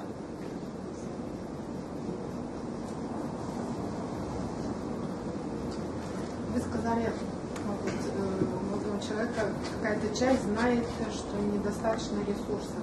You've just said to the young man that some part of him knows that he doesn't have enough resources to cope with the problem. То, что у чего достаточно ресурсов. Is there a part that has enough resources? There is no part of the body-mind mechanism, no. Нет такой части в механизме тела ума. Because the body-mind mechanism Потому что механизм тела ума is inherently limited. уже ограничен. And the possibilities are unlimited. А возможности безграничны, неограничены. Which possibilities? What kind of The possibilities of what will happen in the future. возможности того, что может произойти в будущем. So if you have to control, you have to control every possibility. Поэтому если контролировать, значит надо контролировать все возможности. Все варианты. All the options. Yes. Ну, да. That's what control means. Вот что собственно означает слово контроль. And the part of you that recognizes you cannot control everything. И часть тебя понимает, что не может проконтролировать абсолютно все. Is what comes up against the sense that I must control. И она сталкивается с этим чувством, что я должна проконтролировать. And that produces the suffering. И это создает страдания. Я же нахожу выход. Я нахожу того, кто может проконтролировать. But I look for a way out. I look for somebody who can control things. Yes. Да, и So, God. отсюда Бог. Okay, God. Боженька, I'll make a deal with you. давай договоримся. You control this for me, Ты для меня вот это проконтролируешь, and I will do this. а я для тебя сделаю вот это.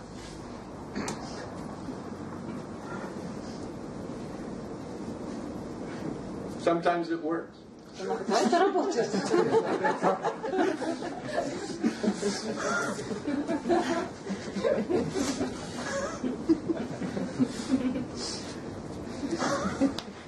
Вот речь про секс. Talking about sex. Yes. One of my favorite subjects. Любимых предметов. В какой-то момент я обнаружил, что сексуальность не является моим личным качеством.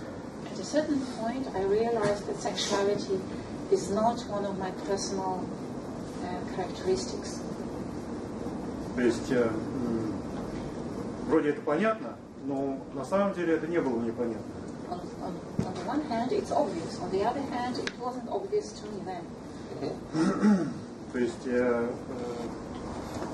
Did this become clear when you were older, or То есть это стало очевидно со временем, когда ты стал это старше? мгновенно стало очевидным.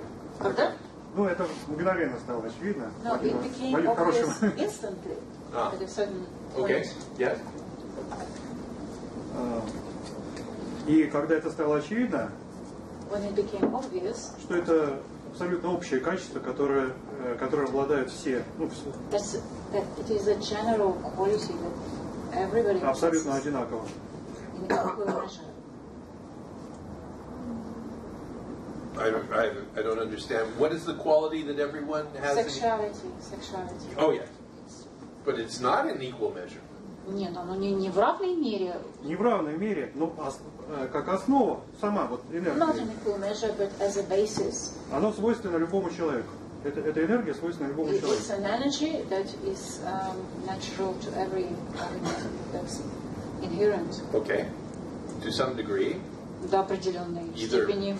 Either Ну, бывает very minute or huge. Да, В большей или меньшей степени. в большей или меньшей степени, но в основе, в любом случае, это проявляется. Yes, it is a capacity of human. Да, это способность организма человека.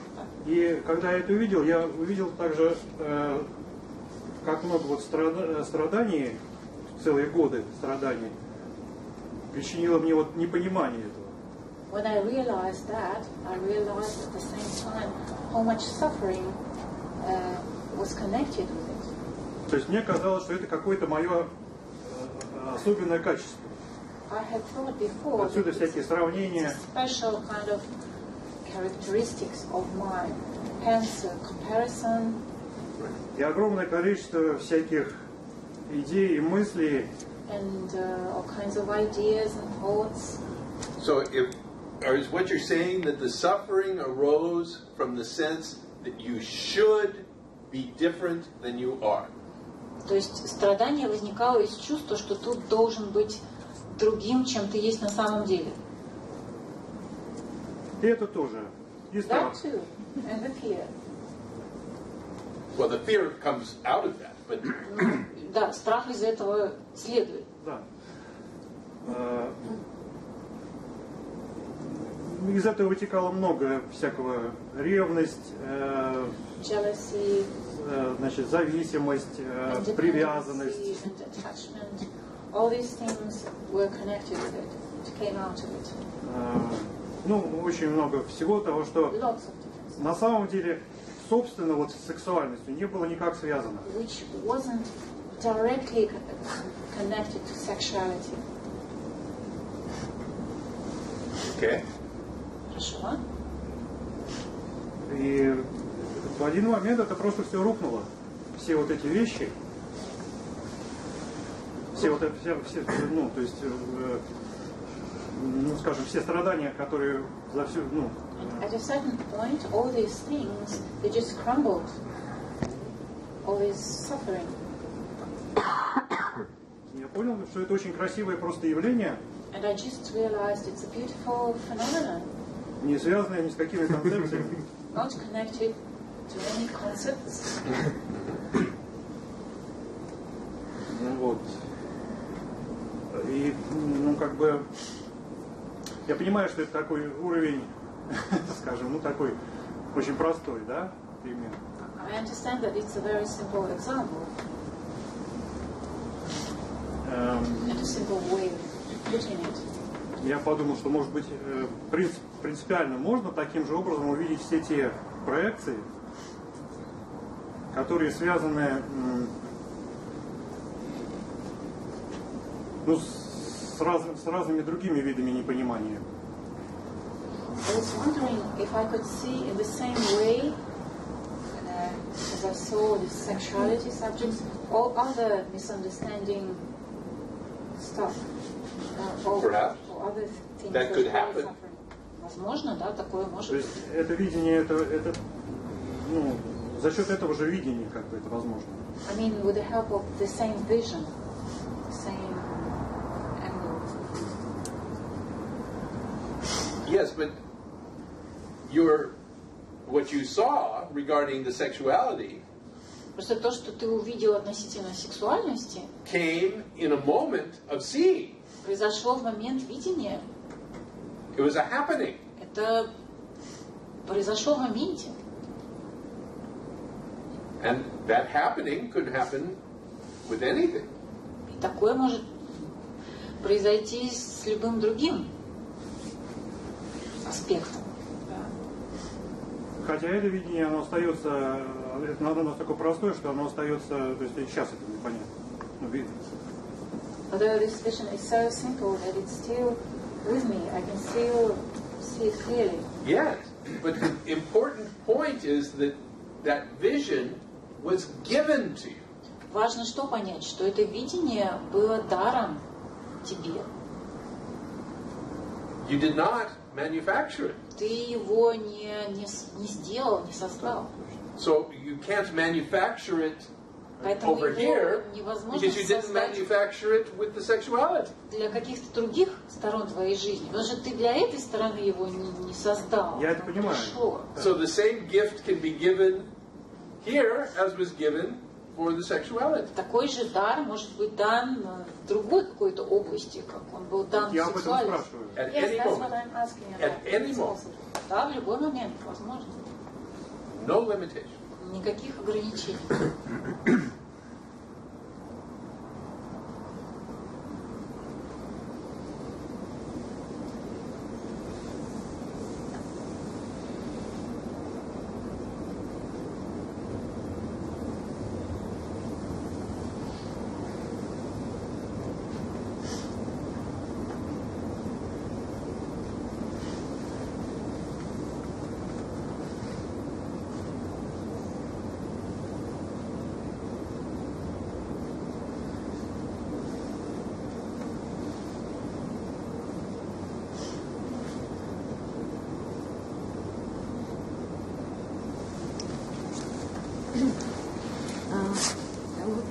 Я от природы очень застенчивый и стеснительный человек. I'm a very shy and bashful person by nature. Но долгое время я путала вот это чувство с чувством вот этого сжатия, которое вот вызывает For a long time, ложное I've been чувство. taking this feeling for the contraction you mentioned before. Мне было очень трудно их вообще различить. And it was very difficult for me Я to, так и to считала, tell что them apart. это ложное чувство авторства. I was taking it for the false sense of authorship. Вот. Но вот недавно видимо, учение уже проникло. Maybe the teaching did penetrate. И оно как-то отъединилось, и удалось увидеть, что, вернее, сначала я прочитала, что это так сложились планеты, как бы гороскоп, что вот и мне это свойственно. At first, I read about it in an astrology book. That is это right к тому, допустим, года 2 назад. А потом вот... It was about 2 years ago. Да, а вот уже недавно это вот увиделось именно вот этим видением, что это просто аспект того, что есть. Вот эта застенчивость. И в этот момент жизнь прямо вот становится естественной. Life became natural. То есть уходит связанное с этим вот это сжатие. And the contraction is gone. What a blessing. Какая благодать, да? Да. И как бы, я даже не знаю, надеюсь или не надеюсь. I don't know if I hope for it or I don't. Что это видение будет случаться и дальше. I would like this vision to happen again. Именно вот относительно этого качества. I mean, at least regarding this very quality of mind. Надеюсь, что будет случаться. I hope it will. Yes, I do hope it will. Спасибо.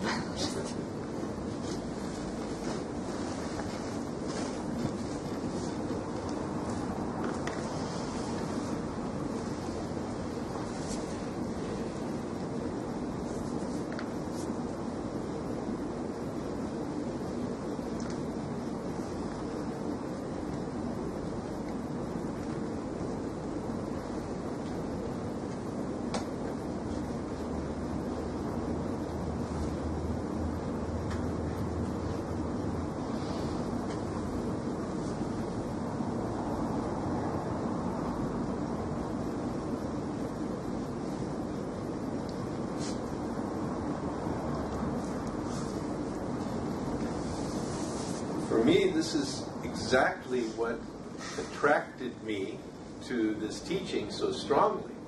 Именно это так сильно привлекло меня к учению. When I came and I sat with Ramesh, когда я приезжал и сидел рядом с Рамешем, not the first time, but the second time, не в первый приезд, а второй, the feeling I had was what you were describing. У меня было похожее чувство, вот как ты описала.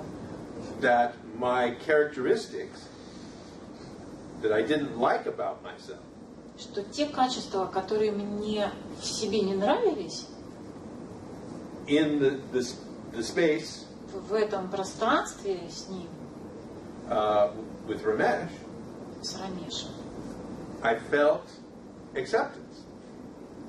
Принимались мной, да, я чувствовал, что я соглашаюсь. Acceptance of me as I am. Принимаю себя таким, какой я есть. And I knew myself very well. Да, я знал себя довольно хорошо. I knew my qualities and Знал characteristics. свои качества, свои характеристики. And I knew that many of them И знал, что многие из них were not what I would consider attractive.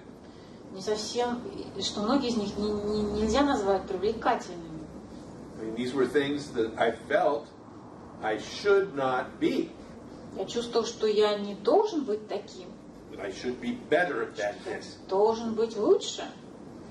And that is a burden to carry.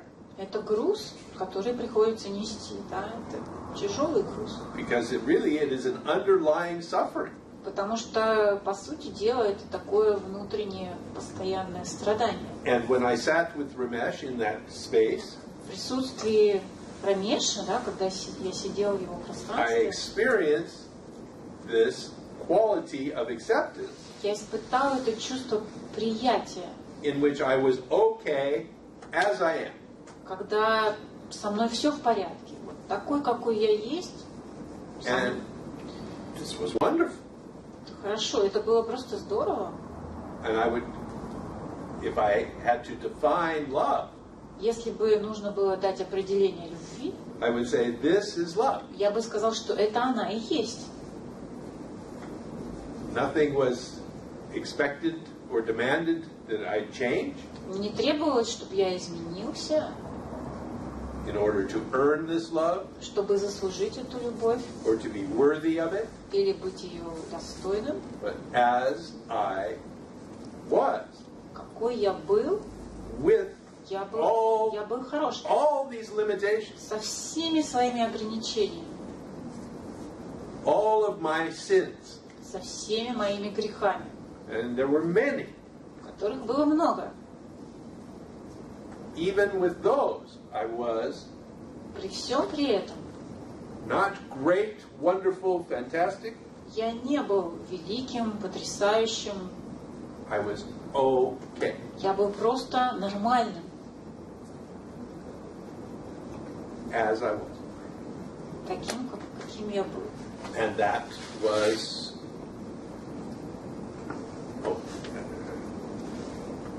the best. И это было лучшее, что можно. Just the best. To have that sense, Это внутреннее чувство, even just for half an hour, пусть даже на полчаса. was such an amazing relief and Такое удивительное облегчение. such a great space to rest in. Такое великолепное пространство для расслабления.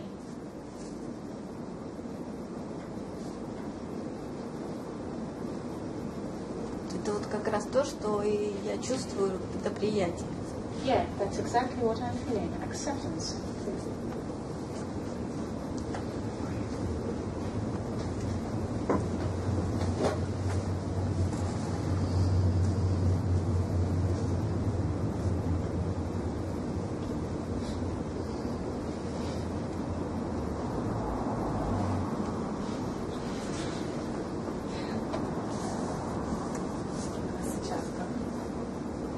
Сейчас как? Сейчас как с этим? What about now? About the same thing? I mean, the acceptance thing. Is Does it change at all? Or no. Yeah. But now there is no possibility of non-acceptance. Сейчас просто нет возможности неприятия.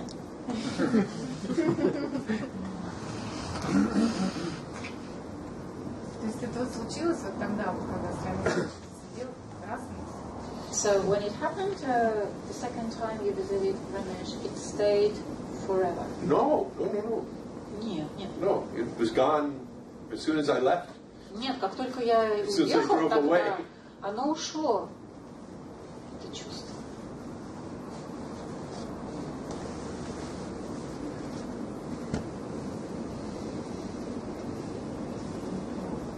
I didn't get it. No, but the feeling was there in that space. Потому что это чувство было в том пространстве, оно присутствовало в том пространстве, Within- оно появилось в том пространстве. What I would call the grace of the Guru.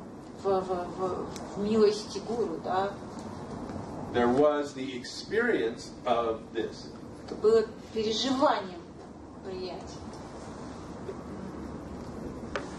тогда, если он говорит, если ты говоришь, что оно ушло, то как получается, я еще не знаю, значит, оно ушло, But if you're saying that it was gone when you left, а сейчас ты говоришь, что and now нет you were возможности. just saying there is no possibility of non-acceptance, how come? В чем разница? What is the difference? Because there, the false sense of authorship was still part of me. Потому что тогда чувство авторства было частью меня. And when I left that space, И когда я покинул то пространство, that sense came alive once more in me. чувство авторства снова вернулось ко мне. And the sense that I should be better came back. Также вернулось и чувство, что я должен быть лучше. So then, when this final understanding happened, Но когда произошло высшее понимание, да, финальное and понимание, the false sense of authorship was gone completely, и когда чувство авторства полностью ушло, then there was no possibility уже не было возможности, that this sense of should could arise. для возникновения этого следует быть лучше. So there was no experience of any of the absence. Не было переживания отсутствия. You've heard me talk about this, I think, before. Я думаю, ты слышал, я раньше об этом говорил. About the stone in your shoe. О камне в ботинке. So for those who have not heard me Те, кто talk не about it. слышали, расскажу. So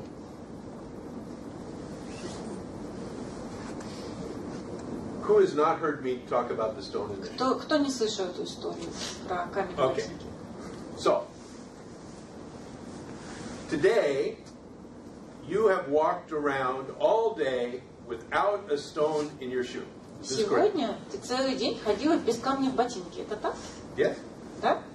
Okay. So, what has your experience been of the absence of this stone? Каким было твое переживание отсутствия этого камня?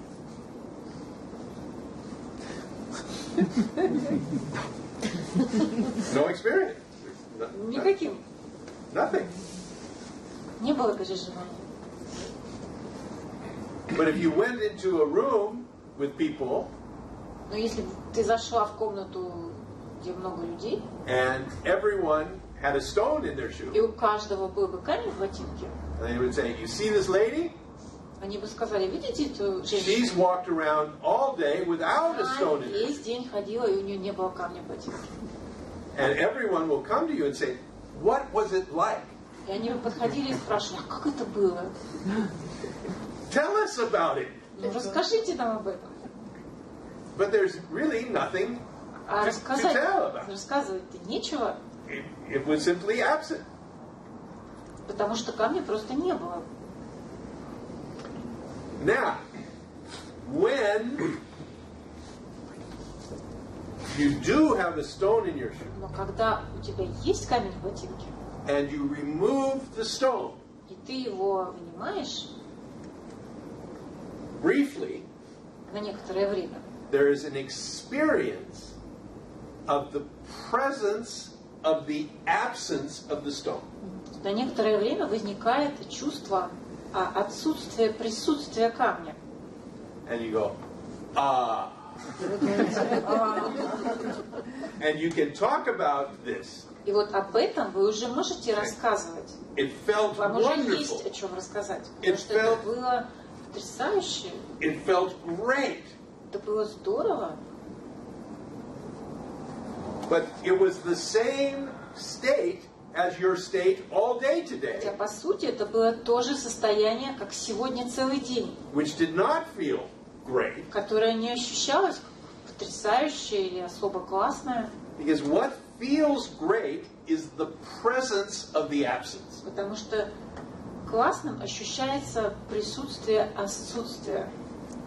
When it is only the absence, Когда есть только отсутствие, there is no experience.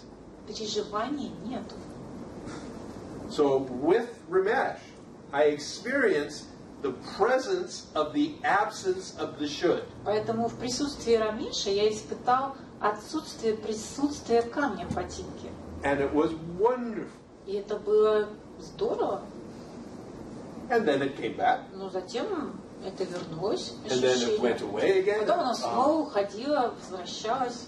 And it came back, and oh, it's back. Oh, I'm suffering. Back. Я снова страдал, да? Это повторялось несколько раз.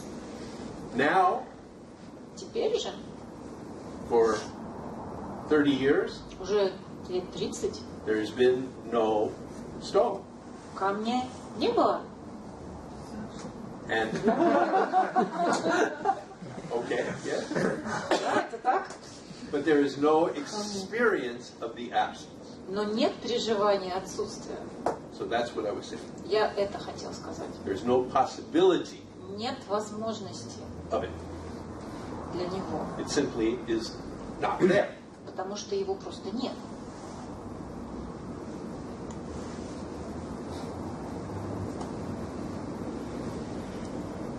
So it is the same state, but not the same experience. Это тоже состояние, но не то же самое переживание.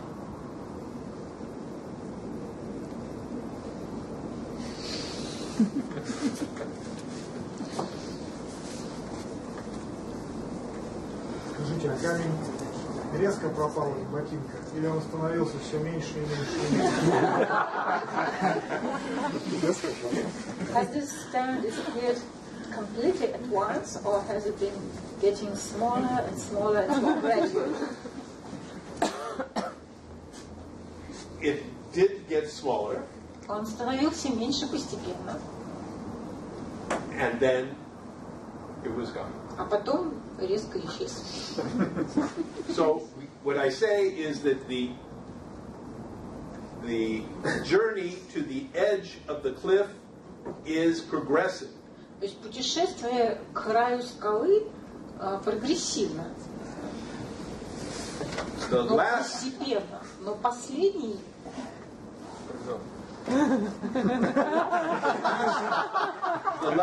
step is always sudden and irrevocable. Последний шаг всегда внезапен и безвозвратен. Успели заметить? Черту невозврата. Have you been able to notice the line, the point of no return? Before you jump. Before? No, not before. До прыжка нет, да, до перехода черты нет. Когда камень полностью исчез, вы только потом это обнаружили? So when the stone disappeared completely, you only realized it later? No, as I took that last step off the cliff, I knew I was falling. Нет, когда я сделал последний шаг с края скалы, я знал, что я падаю. Восторг был сильный, или уже не хотелось сразу?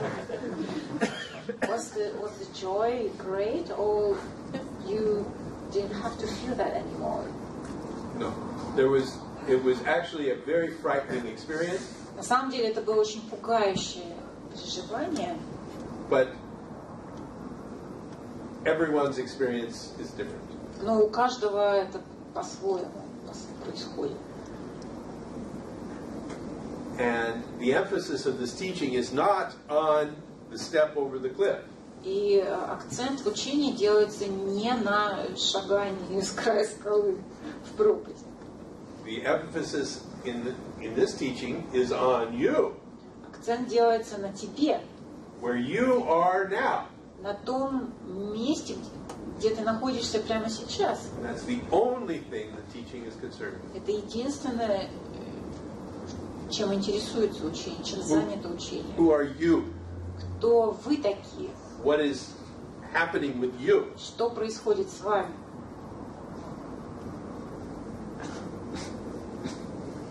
That's all that's important. Это единственное, что важно.